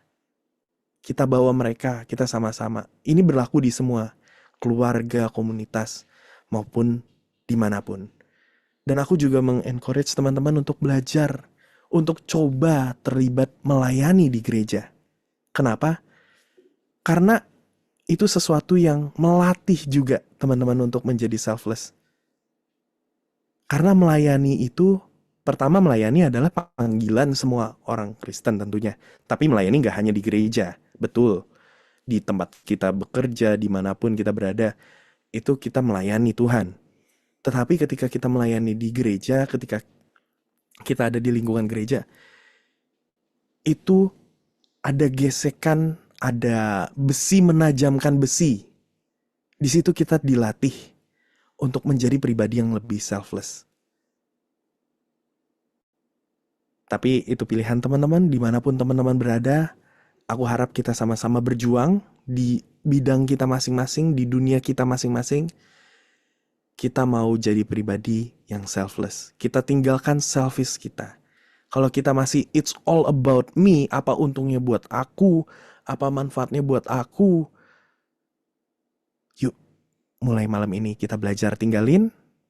Kita mulai melihat ke bigger picture, greater good, apa yang lebih baik, dan segala hal yang memuliakan Tuhan. Karena itu pasti akan membuat hidup teman-teman juga jauh lebih damai dan jauh lebih bahagia. Itu aja sharing dari aku malam ini. Thank you. Aku kembalikan ke host. Tuhan memberkati. Oke, terima kasih Kak Andri. Ya, boleh dikasih reaksinya ya sambil sebelum kita sharing-sharing. Ya, sangat memberkati kita ya. Kalau boleh tanya Kak Andri, ini pertama ya di Home Nusantara 5 ya? Betul, di Home Nusantara 5 pertama kali. Oke, jadi kita perkenalkan diri. Kita ini Home Nusantara 5 ini dari seluruh Indonesia. Jadi ada yang eh, dari Sabang sampai Merauke ya, dari Sumatera, dari biasa dari NTT, soalnya kadian juga dari NTT juga. Gitu. Jadi ada yang ini kenapa kita mulai jam 7? Karena nih di NTT udah jam 11 mungkin sekarang, jam 10 gitu. Wow. Jadi kita sangat-sangat militan nih kita. Tuh. Dan apa ya kita pasti udah kenal semua gitu sama Kak Andri ya. Jadi tadi perkenalannya, jadi kalau perkenalan Kak Andri yang sering mengenai di MAG kita semua tahu, pasti tahu gitu. Karena kita biasa setahun sekali kita kumpul di Jakarta gitu. Jadi udah 2 tahun kita kumpul di Jakarta gitu. Jadi tahun lalu juga waktu Desember kita biasa ke Jakarta bareng-bareng. Jadi kita pasti hadir di MAG gitu. Ya, jadi cukup kenal dan apa sangat terberkati akhirnya kita bisa lihat Kak Andri di sini ya, gitu, bisa berkunjung ke sini. Semoga dijadwalkan berikutnya bisa siap ya, dijadwalkan kembali ya. Siap. Nanti Oke. hubungin Kak Monik ya, biar sering-sering main-main ke Home Nusantara 5. Nih, ini ada Kak Erik juga ya, ketua home kita di sini. Pasti udah kenal ya sama Kak Erik ya. Ya, ya saya sendiri di Bekasi kalau saya di Jakarta, di sini ada yang di Jakarta juga. Dan sesuai tadi yang Kak Andri bilang pelayanan Home Nusantara ini termasuk cukup banyak loh yang pelayanan di gereja juga masing-masing. Sampai saking sibuknya pelayanan waktu home kita suka bentrok gitu. Kayak ini kan banyak yang bentrok nih, kan banyak yang mau pelayanan ya, ada yang mau doa, tadi aja banyak yang izin. Biasa kita bisa sampai 20 kalau misalnya ini bisa sampai 20 sampai dan konsisten. Kalau Nusantara ini 5 ini cukup konsisten 20 sampai kadang 30. Cuma karena udah mulai semenjak nggak COVID ya, kita mulai pelayanannya udah di gereja masing-masing jadi agak sulit ngumpulinnya lagi. Tapi puji Tuhan kita masih tetap komitmen setiap hari Kamis kita kumpul di sini. Karena kita yakin siapapun pembicara yang hadir itu pasti Tuhan berikan pesan untuk menyampaikan kita semua. Jadi semua pasti diberkati semua ya. Oke, biasa kita ada sharing-sharing. Yang mau bertanya, ayo siapa yang mau bertanya atau yang mau menyampaikan sesuatu dari materi yang disampaikan, teman-teman diberi kesempatannya. Hari ini sebenarnya hostnya bukan saya juga ya. Jadi saya host cadangan juga. Karena harusnya kasih ini, coba tadi kasih ini berhalangan ya. Karena ada masalah, jadi saya gantiin. Ya. Ayo ada mau nanya? Kak Monik, Michael, Kak Eva, biasa. Ayo masih ini mempersiapkan pertanyaannya. Oh, Brian. Oke, Brian. Brian ini dari, sebutkan dari kota mana, Brian? Halo, Kalius, kedengaran? Aman, kedengaran? Sorry, barusan mati lampu, jadi jaringannya kurang stabil nih, baru hidup nih. Kebetulan Kak Andri sudah selesai sharing, baru hidup tadi, jadi udah bisa on cam. Kak Andri, salam kenal, aku Brian. Eh, aku diberkati dengan sharing Kak Andri karena sama dengan Kak Andri, aku juga dapat pesan di ibadah minggu lalu. Eh, yang Kak Andri tadi sempat singgung itu di ibadah raya 2, kebetulan aku dengar juga. Itu kalau nggak salah tentang mertua, gitu ya. Jadi kalau kita dapat mertua yang lebih suka sama yang lebih kaya gitu ya. Kadang-kadang itu yang membuat kita berat. Nah, di ibadah raya satu aku diberkati juga Kak dengan mungkin ada kaitan juga dengan sharing Kak Andri hari ini tentang egois itu ya. Itu satu kalimat Pak Eras yang aku notice sampai sekarang itu memikirkan Tuhan. Jadi aku kemarin-kemarin mikirnya gini Kak. Kok kita udah hidup lama gitu ya, bertahun-tahun gitu. Udah dengar kebenaran juga, kok nggak berubah-berubah kita gitu ya. Tadi Kak Andri di awal khotbah juga sempat singgung gitu ya tentang hal ini. Kok nggak berubah-berubah gitu. Aku terus memikirkan itu Kak Andri, sepanjang waktu ini gitu. Dan aku sampai di titik di mana aku dengan khotbah Om Eras pagi kemarin gitu, tentang memikirkan Tuhan itu gitu. Nah, terus yang lebih memberkati aku, kata Pak Eras, kenapa kita tidak memikirkan Tuhan itu setiap saat, di mana sebenarnya kita itu bisa memikirkan Tuhan setiap saat. Buktinya memikirkan, contoh misalnya yang punya pasangan, memikirkan pasangan sambil kerja bisa. Gitu. Memikirkan rumah tangga sambil kita kerja bisa. Gitu. Kenapa memikirkan Tuhan sambil kita kerja nggak bisa? Kadang-kadang kan kita dibatasi dengan ruang ibadah gitu ya. Kalau di dalam gereja kita memikirkan Tuhan gitu. Kalau di luar gereja nggak memikirkan Tuhan gitu. Jadi ini terpola gitu. Jadi begitu kita keluar dari ruang ibadah, pikiran kita udah nggak ke Tuhan lagi. Padahal sebenarnya bisa gitu. Itu memberkati aku banget kan, dan malam ini aku diteguhkan lagi gitu. Tadi aku sempat ngisi 40 kata, aku mungkin nggak percaya diri di 50 kan, Andri. Jadi aku cuma tulis mungkin 40. Tapi setelah penjelasan Kak Andri, dan itu seperti pisau gitu ya. Wah, semakin dibedah aku ini. Dan pada akhirnya aku tinggal meyakini aku itu di bawah 30 gitu. Wah, kayaknya bukan 40 nih aku nih. Setelah penjelasan Kak Andri dan itu semakin jelas, aku kayaknya di bawah 30 nih. Mungkin 20, bisa jadi mungkin 10 aku. Gitu ya, dengan contoh-contoh Kak Andri tadi, dan itu masih sering aku lakuin Kak Andri gitu. Ya masih ke diri sendiri. Jadi aku makasih banget dengan khotbah tadi, aku lebih mengenali diri aku sendiri Kak Andri. Terus terang. Terima kasih banyak. Dan aku ada satu pertanyaan Kak Andri. Ini mungkin mengenai marah Kak Andri ya, karena tadi berkaitan dengan itu juga ada contoh-contoh yang Kak Andri kasih tentang kemarahan itu merupakan salah satu indikator gitu ya. Kita itu masih selfish atau lebih condong ke diri sendiri. Mungkin ini dikaitkan dengan pekerjaannya Kak Andri, dengan bidang pekerjaan aku. Aku punya tim di kantor dan aku sering marah terus terang kan ya.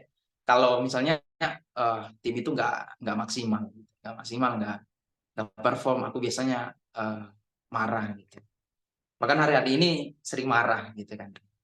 Nah, aku tadi sempat tulis satu kata situasional kan, di catatan aku tentang selfish ini. Jadi pertanyaan aku, bisakah selfish ini situasional ya, Kak Andri? Dan itu apakah positif ya kalau kita marah tapi dalam rangka kita ingin memperbaiki tim gitu, kita marah gitu dalam pekerjaan. Itu mungkin dari aku kan, pertanyaan aku. Makasih. Kembali ke Oh, Kalius. langsung aku respon dulu, Kalius, atau gimana? Langsung respon aja. Oke, thank you Brian, thank you untuk feedbacknya, thank you untuk kejujurannya karena aku pun juga sama. Jadi mungkin aku perlu merefleksikan diri lagi juga karena aku pun kalau yang tadi secara angka aku pun masih masih agak gampang karena masih sering naik turun juga. Aku pun gitu. Jadi it's okay kita di bawah 50, di bawah berapa. Yang pasti kita tahu kita masih kurang dan di situ kita mau berjuang gitu. Dan untuk pertanyaan yang tadi, marah itu bagaimana? Apakah itu pertanda kita selfless atau selfish? Sorry, apakah kita selfish, kita masih mikirinnya diri kita sendiri atau tidak? Kalau aku bisa memberikan pandangan aku, tergantung dari motivasi kita, tergantung dari alasan kita marah. Tentu walaupun motivasinya benar tapi terlalu sering marah juga tentu tidak terlalu baik gitu ya. Tapi bukan berarti marah itu sesuatu yang salah. Bukan berarti marah itu udah pasti, oh orang marah udah pasti selfish gitu. Nggak juga. Contohnya orang tua harus sesekali marah ke anaknya gitu ya. Untuk pemimpin tim, atau nggak harus pemimpin pun, orang yang ada di tim tapi melihat timnya ternyata tidak berjalan dengan baik, untuk memberikan sentilan-sentilan tentu boleh. Tapi mungkin yang perlu kita perhatikan adalah cara kita dalam marah, dan marah kita ini berapi-api yang di luar kendali atau bagaimana? Seperti itu. Karena ya Tuhan Yesus sekalipun marah juga, ada ceritanya gitu ya. Tapi apakah dalam marahnya ini karena sesuatu yang memang sifatnya ingin marah terus, mudah marah?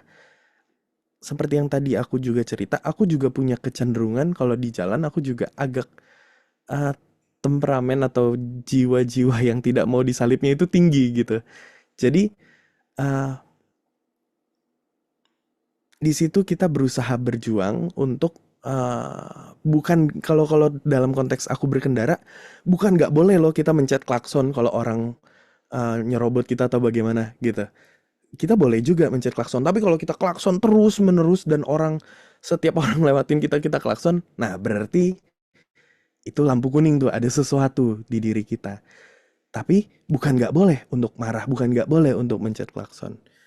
Tapi yang pasti eh, kita cari waktu merenung juga ketika kita sudah melewati sesuatu yang contohnya untuk Kak Brian mungkin untuk sudah habis marah nih ke timnya. Coba direnungkan lagi, marahnya ini adalah marah yang memang seharusnya atau tidak. Kalau memang tidak seharusnya sampai marah begitu, oke, belajar untuk besok hari ketika ada hal-hal yang terjadi lagi, dikurangi intensitasnya. Karena seperti yang tadi aku juga sampaikan, bahwa ya aku emosian, masih ada emosinya di jalan, dan Tuhan seolah memang sengaja untuk memberikan orang-orang yang bikin aku emosi. Gitu. Ketika mungkin kita suka melampiaskan marah ke tim yang tidak benar, tim kita besoknya masih akan melakukan hal itu gitu. Atau teman-teman yang berjuang contohnya di uh, yang mungkin agak ekstrim ya, teman-teman yang uh, mudah jatuh dalam dosa perzinahan, zina mata yang memandang lawan jenis gitu ya, akan dihadapkan pada kesempatan-kesempatan untuk melakukan itu, untuk melihat hal-hal yang tidak baik gitu. Bukan berarti, oh, uh, karena kita lemah di hal ini, maka Tuhan proteksi kita, dikasih benteng kiri kanan, supaya kita nggak kena hal itu. Justru kita dihadapkan pada kesempatan untuk melakukan hal yang salah, supaya kita menang di situ. Ketika Kaprian punya tim yang mungkin tidak perform terlalu baik, disitulah perjuangan bagaimana kita bisa memanage diri kita menjadi punya pengendalian diri yang lebih baik. Kita tentu marah juga diperlukan gitu, tapi kita memanage bagaimana kita menyampaikannya dengan baik. Seperti itu. Mungkin dari respon aku seperti itu. Thank you. Oke, thank you responnya. Jadi pada kesimpulannya marah ataupun apa tuh pengendalian diri kan Andri ya. Jadi buah roh juga ya. Jadi self-resilience itu ternyata pada akhirnya kita diajar untuk mengendalikan diri ya. Oke, ayo yang lain. Ada yang mau ditanyakan yang lain? Yang mau sharing, ada yang mau sharing? Kalau enggak, ntar saya yang nanya nih. Biasa kalau nggak ada yang nanya, saya yang nanya. Banyak pertanyaan saya soalnya. Oke, ini agak satu ya, Kak Adri ya, sambil menunggu yang lain ya. Ada satu yang menarik juga, yang jadi perundungan saya. Hampir sama dengan Brian. Kalau Brian mungkin dalam bentuk amarah ya. Tapi saya ada satu keunikan yang ini mirip dengan khotbah minggu lalu juga ya. Pak Eras juga sampaikan bahwa apa kelicikan kita gitu, terhadap diri kita loh. Jadi kita meliciki diri kita merasa kita lebih baik dari orang lain. Nah, menurut Kak Andri ini termasuk selfishness juga nggak gitu? Karena kita suka gini membandingkan. Kita mencari orang lain yang kita tahu dia ini punya kecenderungan tidak baik dan kita membandingkan diri kita dengan dia, yang penting gua nggak kayak dia gitu. Dan kita merasa dengan begitu kita lebih baik padahal sebenarnya kita tuh licik gitu. Kita mau bilang kita belum baik, tapi ada yang lebih buruk dari kita loh gitu. Kita seakan-akan mau mencurangi Tuhan bahwa Tuhan, ya gue tahu gue belum baik gitu, tapi ada yang lebih baik, lebih jahat dari gue tuh dia tuh yang itu tuh gitu. Berarti gue lebih baik dari dia dong gitu. Itu bagaimana, Kak Andri? Nah, ini kan suka begitu kan ya. Gimana? Ya, itu eh sering kita hadapi ya. Kita melihat ada hal-hal yang orang lain tidak lebih baik dari kita dan kita jadi merasa pembenaran bahwa kita lu lebih daripada yang ini. Dan kalau dari yang aku alami, kita harus berusaha menghindari eh bukan menghindari pujian ya, tapi menghindari mm, mm, mm, mm, mm, pengakuan yang semu, mungkin istilah yang rumitnya. Jadi kayak gini, kalau aku jadi WL pun, eh kemarin-kemarin ini ngobrol sama Bang Roy sama beberapa pelayan-pelayan juga gitu ya. Eh, kita menyimpulkan bahwa pujian kepada WL itu lebih berbahaya daripada kritik. Maksudnya gini, kita WL sering mendapatkan kritik juga gitu. Ada yang uh, bahkan kritik ada yang terlalu terlalu di luar ini juga ya. Ada surat terbuka katanya WLMAG kegemukan gitu. Ada yang kritik-kritik memang ya membangun, ada yang terlalu banyak gininya, terlalu bagaimana gitu. Kadang kita merasa nggak nyaman menerima kritik. Sebenarnya telinga kita tidak terbiasa menerima kritik. Kita sebaliknya kita senang menerima pujian, yang mana kita merasa ada di atas angin. Tapi jangan sampai kita terjebak di hal itu. Kayak tadi contoh Kalius, kalau seandainya kita merasa kita sudah lebih daripada orang lain dan itu membuat kita feel safe, itu bahaya. Kalau kita merasa, oh saya sudah lebih baik dari si A dalam hal A, B, C, selama selama kita memandang itu sebagai progres diri kita, itu nggak apa-apa menurut aku. Oh, saya sudah tidak emosian, saya sudah tidak mudah tersinggung seperti A, B, C. Tapi kalau kita jadinya berhenti di situ, itu salah. Tapi kalau kita melihat progres, oh dulu tuh aku sama kayak lo, kayak dia, sama-sama suka tersinggung, sama-sama suka marah, sama-sama suka melihat video yang gak benar. Tapi sekarang aku udah berubah, aku udah lebih baik. Dan aku mau lebih baik lagi. Kalau melihat itu sebagai progres, it's okay. Tapi kalau membuat itu sebagai pembenaran bahwa udah cukup di sini aja, nggak usah lebih baik lagi, nggak usah berjuang lagi, itu baru salah. Gitu. Jadi selama kita memandang itu secara benar, masih nggak masalah kalau menurut aku. Tapi jangan terjebak untuk menjadi oh ya udah begini aja, gitu.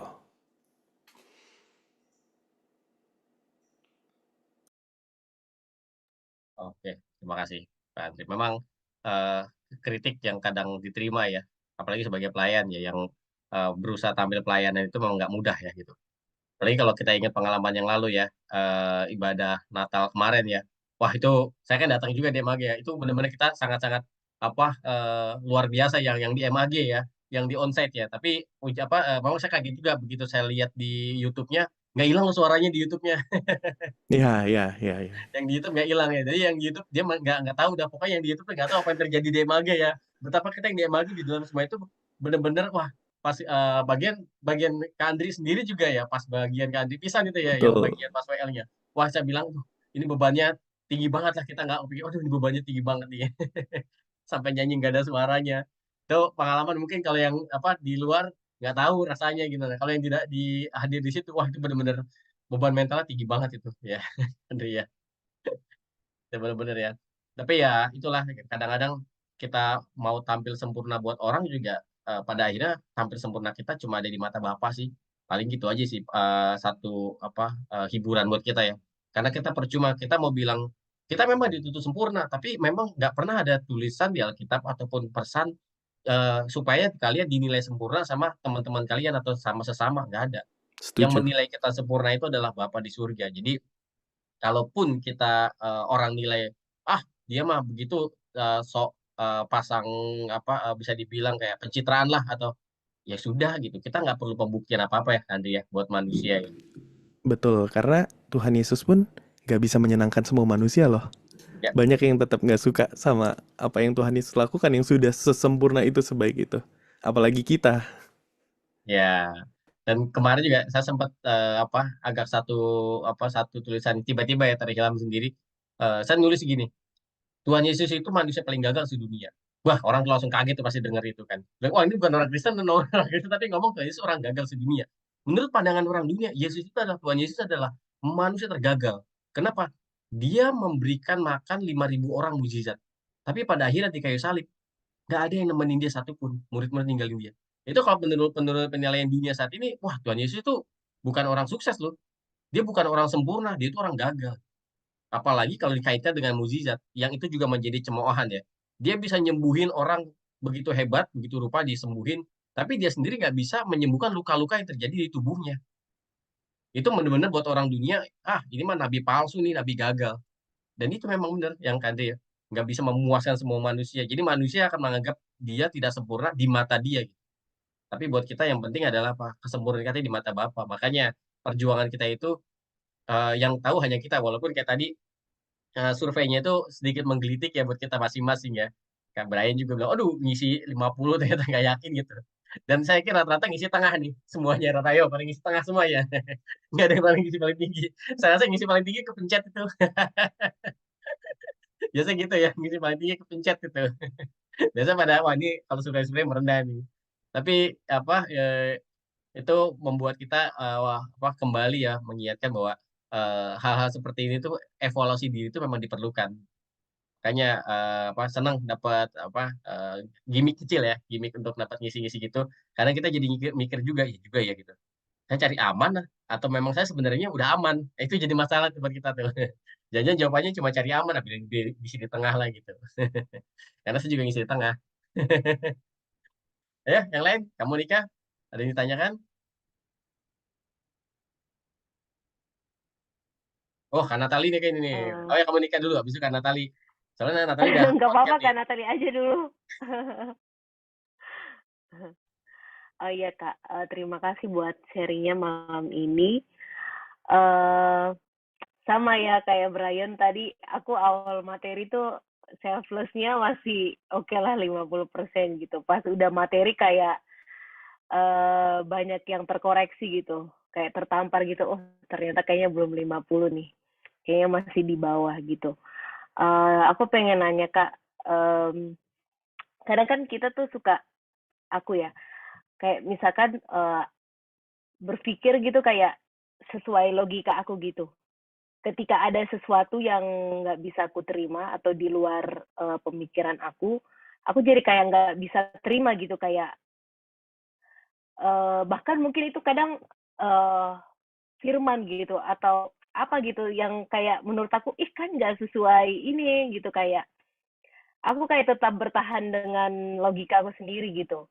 Itu termasuk selfish juga ya Kak gitu. Terus gimana caranya untuk supaya bisa menaruh logika atau pikiran kita tuh di bawah pikiran Tuhan gitu Kak.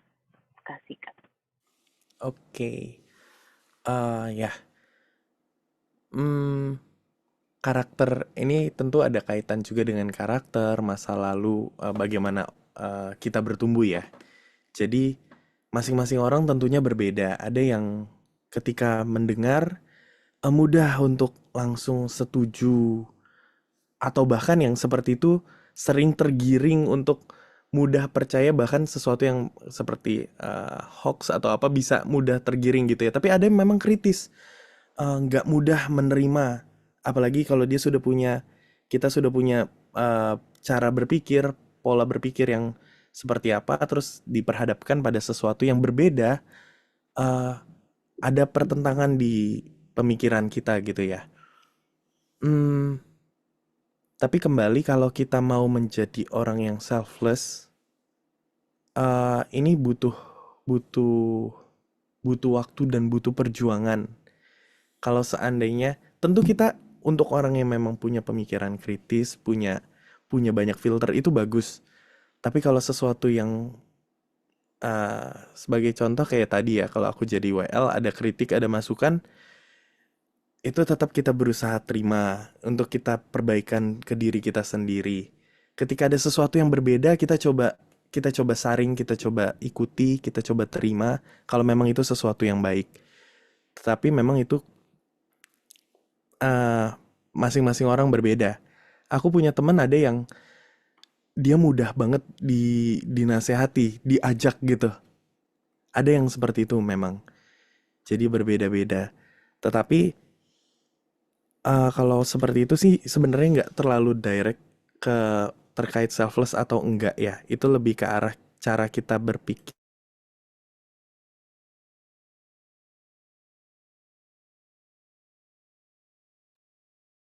Ya, sebentar ya. Seperti Kak Andri putus.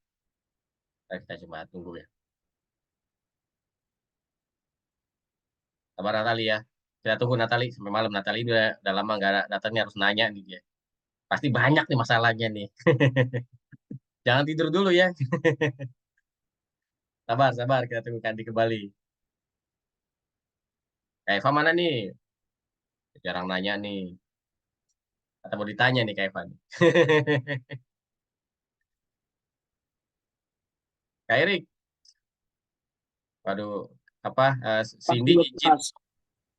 Oh, sini izin kenapa? apa? Anjing apa? Mertuanya kalau nggak salah tadi katanya mati, jadi dia mesti nguburin dulu, kayak mesti ngurusin. Oh, saya turut berduka cita dia. Aduh, sedih banget. Kan Ya, anjingnya ya yang meninggal, yang mati. iya. Ya kan? Iya. Kan kalau sesama yang punya, kan kita yang sama punya peliharaan tahulah gitu kan. Orang pikir ah anjing lebay Iya, ini. Dulu iya makanya. kalau itu Sedih. sudah menemani berapa lama, kita nggak bisa ini ya, nggak bisa melihat secara subjektif atau dia begitu ya. Boleh masuk. Masuk. Lah, tadi juga sama lagi mau sebelum home tiba-tiba ada kucing berantem di depan. Wah, ini kucing saya jangan berantem nih, kejar-kejar. Soalnya lagi dikejar-kejar kucing tetangga gitu. Saya sih cuek aja ke kucing itu. Saya tahu kucing saya galak gitu. Jadi kalau dikejar-kejar apa kan kucing cewek gitu kan, udah di steril, galak banget ya.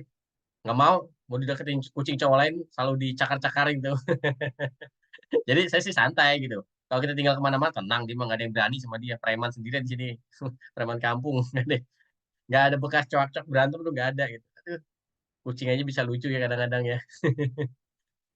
Istri saya kan yang miara sebenarnya, tapi ya saya jadi ikutan inilah apa memperhatikan. Ya sambil nunggu Kandri, mungkin Natali ada yang mau disampaikan atau nunggu Kandri?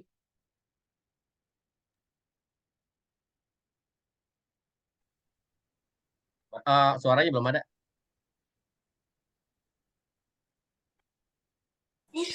Oke, Udah Kak? ada.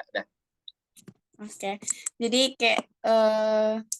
kayaknya marah ini jadi topik deh malam ini gitu. Jadi kayak sebenarnya mau nanya juga sih sama Kak Andri tadi, tapi mungkin teman-teman yang lain juga bisa ngasih solusi atau ngasih pendapat gitu terkait marah dalam diam gitu. Kita terkadang marah, cuman daripada milih ribut ya udah diam gitu.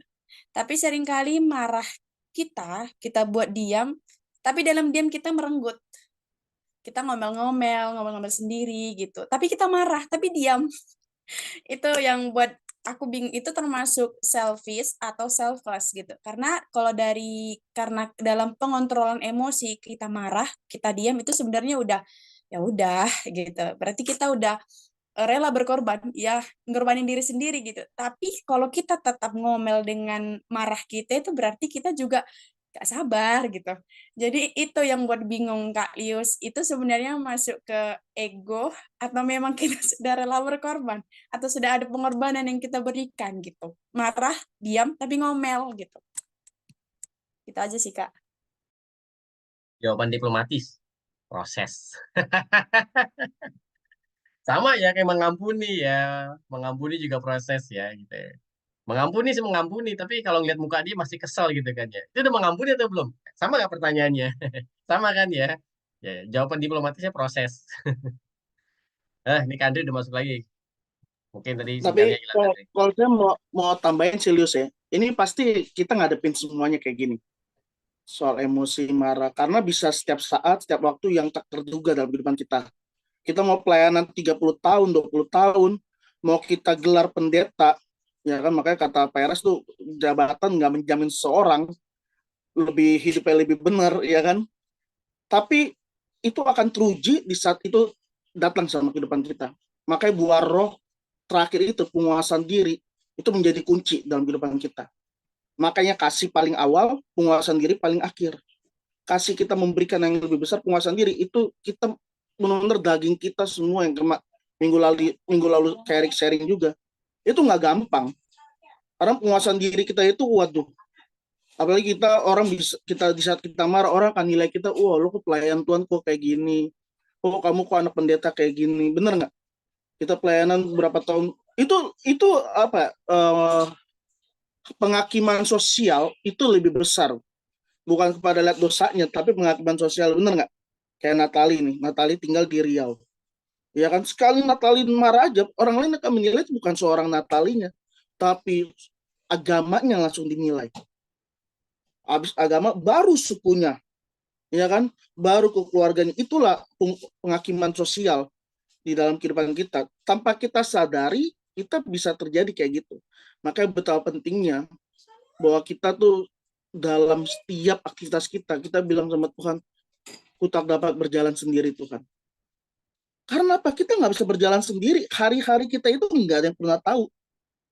Nggak ada yang pernah tahu apa yang terjadi di dalamnya. Hari ini kita bisa sukacita, hari ini kita bisa jengkel, hari ini kita bisa orang nyakitin hati kita nggak ada yang tahu.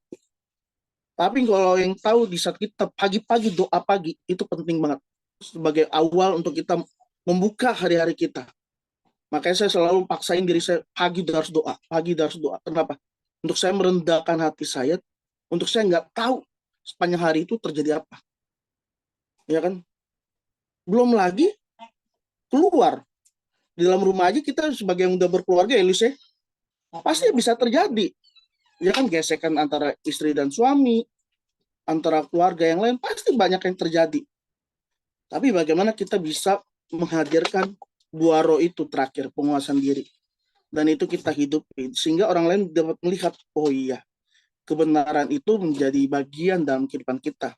Bukannya cuma slogan, tapi kita hidupin. Sehingga orang lain melihat dan menjadikan dampak dalam kehidupan kita berarti banget. Kehidupan kita itu udah jadi garam belum? Itu artinya kan. Terang dan garam.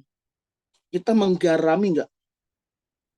Jadi kehidupan kita tuh meskipun nggak enak, tergesek dengan banyak hal, tapi kita bisa menggaram. Kita bisa menerangi. Bahkan Firman Tuhan bilang, nggak bakal mungkin orang menaruh pelita di bawah gantang, di bawah tempat tidur, bahasa sekarang. Pasti orang taruh di atas. Orang akan melihat. Makanya kita semua ini suratan terbuka. Mau siapapun orangnya, mau Kak Erik, mau Lius, mau Monica, mau Eva, mau Natali, Rita, semua pun yang ada di home, ini adalah sebuah pelita. Kita akan dilihat orang. Semua akan nyorotin kita. Semua akan melihat siapa diri kita. Sebelum kita keluar, yang dilihat siapa? Dalam keluarga kita. Benar, Brian? Pasti kita akan lihat dalam keluarga dulu. Setelah kita keluar, baru orang lain akan lihat. Tapi yang lebih tahu di dalam keluarga kita dulu. Itu suatu hal yang berat banget, tantangan dalam diri kita. Bagaimana kita menghidupi apa yang menjadi kebenaran itu. Makanya saya bilang, kebenaran itu bertentangan dengan kedagingan kita. Karena dunia ini mengajarkan kalau di saat kita disakiti, pasti kita akan balik lagi untuk menyakiti. Di saat kita dilukai, Pak, makanya banyak orang balas lagi untuk melukai. Maka ajaran Kristus itu di luar logika manusia. Nggak akan pernah orang setuju membalas kejahatan dengan kebaikan, dengan kasih. Itu di dunia manapun nggak akan pernah ada yang setuju. Tapi itulah yang Tuhan Yesus ajarkan. Ya, jadi itu sih menurut Kak Erik, bahwa kita harus menghidupkan terus penguasaan diri. Penguasaan diri itu di saat kita, gimana sih penguasaan diri? Di saat situasi udah marah, bikin kita marah, kita diem. Diam dulu, nggak ngucapin apa-apa, nggak ngomong apa-apa. Karena kalau kita udah sekali ngomong, itu akan menjadi letupan yang lebih gede lagi. Kemarahan, keributan terjadi karena apa? Perkataan. Lihat aja situasi kita sekarang. Lihat deh situasi kita. Sekali aja kita langsung ada omongan ini, kita tambahin lagi omongan. Terus jadi ya. Tambahin lagi omongan lagi terus. Karena apa? Orang yang lagi emosi, dia secara psikologi, emosional tuh nggak stabil. Kita lagi nggak stabil. Makanya orang lagi emosi nggak bisa mengambil sebuah keputusan.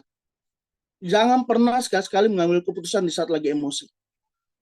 Misalnya yang lagi pacaran, lagi apa, emosi nih, kita putus. Atau besoknya udah nyesel, ya gue lagi emosi nih, ya kan? Nggak bisa. Makanya kita di saat emosi, di saat belajar untuk berdiam diri. Diam, nggak ucapin satu kata pun. Ungkapin aja. Saya juga belajar diri saya untuk menguasai diri. Bagaimana saya sama istri. Kalau istri lagi marah, saya langsung diam. Makanya saya selalu bilang, yang marah kamu itu seperti firman Tuhan. Nih, istri Kerik ada nih samping nih. Kerik selalu bilang, kenapa? Karena Kerik bersyukur. Ada orang yang menasihati, ada orang yang marah, ada orang menegur. Kan nggak mungkin ada orang lain bisa menegur seperti pasangan kita. Orang lain bisa menegur paling cuma nggak enak. Kita ini biar tinggal di manapun ya teman-teman ya. Tinggal di Sulawesi, tinggal di Kalimantan, tetap aja kita tuh budaya Jawa ada di dalam diri kita semua. Nggak enakan, sungkan. Benar nggak? Nggak ada yang berani labrak langsung, nggak ada yang langsung ngomong. Nggak enak kan, mau tegur, nggak enak. Mau menasihatin, nggak enak. Itu. Makanya kalau misalnya kita dalam situasi apapun belajar untuk berdiam diri, untuk nggak mengeluarkan satu kata pun. Karena di saat kita emosi, kita keluarin satu kata, pasti akan munculkan satu kata berikutnya lagi.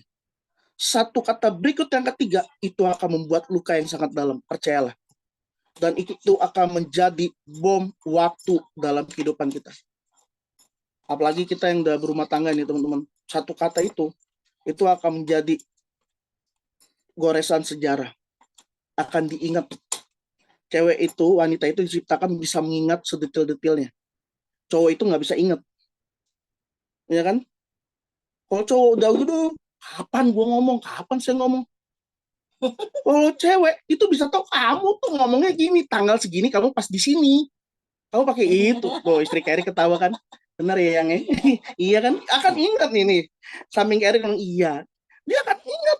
Tapi kalau kita cowok akan lupa. Mana? Kapan gue ngomong kayak gitu? Oh, kalau cewek bisa ingat satu kata, ini yang kamu pernah kayak gini nih, yang ini dibacain tuh kayak suratan terbuka tuh semua, gulungan panjang, satu gulungan panjang. Tapi itu langsung kaget, wow, iya panjang ya. Tapi itulah cewek. Tuhan ciptakan modelnya kayak gitu, yang buat laki-laki tuh harus ngerti. Oh iya, bukan berarti kita harus balas lagi, enggak. Pada saatnya kita introspeksi. Makanya saya selalu bilang sama diri saya, mengenal orang lain itu adalah sebuah seni. Sebuah seni, teman-teman. Orang yang tahu mengenal orang ini gimana, itu akan melatih diri kita. Kita akan gimana. Apalagi sekarang saya mulai banyak lagi Kalius sama saya nih. Lihat dari Homeless. Itu berbagai macam ya Kalius ya. Tipikal oma-oma opa-opanya ya. Wah, berbagai macam. Dari kehidupan mereka, masa lalu mereka ini, wah, seru. Kemarin saya ke Kemang Pratama, wah, seru lagi, dapat banyak lihat model-modelnya. Tapi itulah yang membuat saya ngerti, oh iya, ternyata harus bersikap gini ya sama orang-orang sumuran yang 45 tahun ke atas, 60, gimana harus pembawaannya. Terus, itu adalah sebuah seni. Gitu. Dan benar, kita di saat kita berjalan ya sama teman-teman, di saat kita tahu buaro itu akan muncul di saat musimnya. Kerik pernah bahas gini ya, waktu Kerik sharing ya. Buaro itu muncul di saat pas musimnya. Di saat kita ngalamin apa, dia akan muncul. Nggak akan pernah ada munculnya kasih kalau kita nggak pernah disakitin. Nggak akan pernah kita sabar kalau kita nggak akan pernah bertemu orang yang menjengkelkan. Kita nggak akan pernah bisa menguasai diri kalau di saat kedagingan kita muncul, emosi kita muncul, kalau kita nggak pernah terjadi di dalamnya. Makanya dibilang buah roh. Buah itu akan muncul di saat musimnya. Sama kayak Erik juga, kita semua di sini belajar sama-sama teman-teman, berjuang sama-sama di dalam home. Saya bersyukur udah 3 tahun ini kita selalu bersama-sama di dalam home. Saya percayalah teman-teman kita semua sama satu perjuangan. Jadi itu Natali itu yang bisa Erik bagikan teman-teman. Jadi aturan tadi Natali jadi Erik yang panjang, ya kan? Tapi inilah yang, tapi pasti apa yang Erik ngomongin teman-teman relate lah sama kehidupan kita semua, ya kan? Dan itu kita harus pegang. Saat emosi memarah, jangan pernah mengeluarkan satu kata apapun. Diam, diam, dan diam. Saya gitu melatih diri saya. Saat udah mulai marah atau apa, ya udah diam. Apalagi kita namanya suami istri, pasti ada gesekan, ada hal yang kita dibentuk, ada hal yang istri nggak seneng sama suaminya, udah berkali-kali kayak gini, masih diulang-ulang, ya kan? Ya nggak yang ya, kalau sudah sini, waduh yang gitu kan? Ya inilah, tapi ya gitulah, istri saya sabar dengan kelakuan saya yang ini, ya kan? Dan saya juga percaya teman-teman juga sama kayak gitu semua, ya. Bahwa damai sejahtera kita, sukacita kita di dalam keluarga kita, apa dari kita sendiri. Kalau kita nggak bisa menguasai segala hal, itu akan berantakan. Bangun pagi selalu doa, minta penyertaan Tuhan, perkenanan Tuhan dalam setiap langkah kehidupan kita. Karena kita nggak akan pernah tahu sepanjang hari itu terjadi apa. Makanya saya selalu melatih diri saya sekarang, pagi-pagi harus doa. Pak sebelum doa saya harus lebih duluan, 3:30 saya udah bangun, doa. Kenapa? Karena kalau jam 5 udah terlambat bagi saya. Saya juga melatih teman-teman semua, yuk kita sama-sama berdoa. Cari Tuhan. Mau berapapun, berapa jam. Pak Eres bilang 1 jam, setengah jam, itu membuat kita cerdas. Pernah dengar gitu ya Pak Eres ngomong ya? Itu membuat kita dikuasai oleh apa? Firman Tuhan. Dikuasai apa? Hadirat Tuhan. Nah, jadi itu teman-teman, thank you. Dengan kesempatannya jadi panjang. God bless semuanya.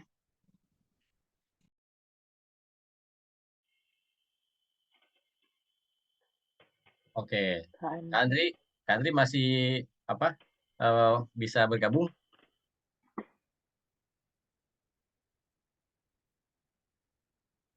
Oh, Kak Andri masih off ya.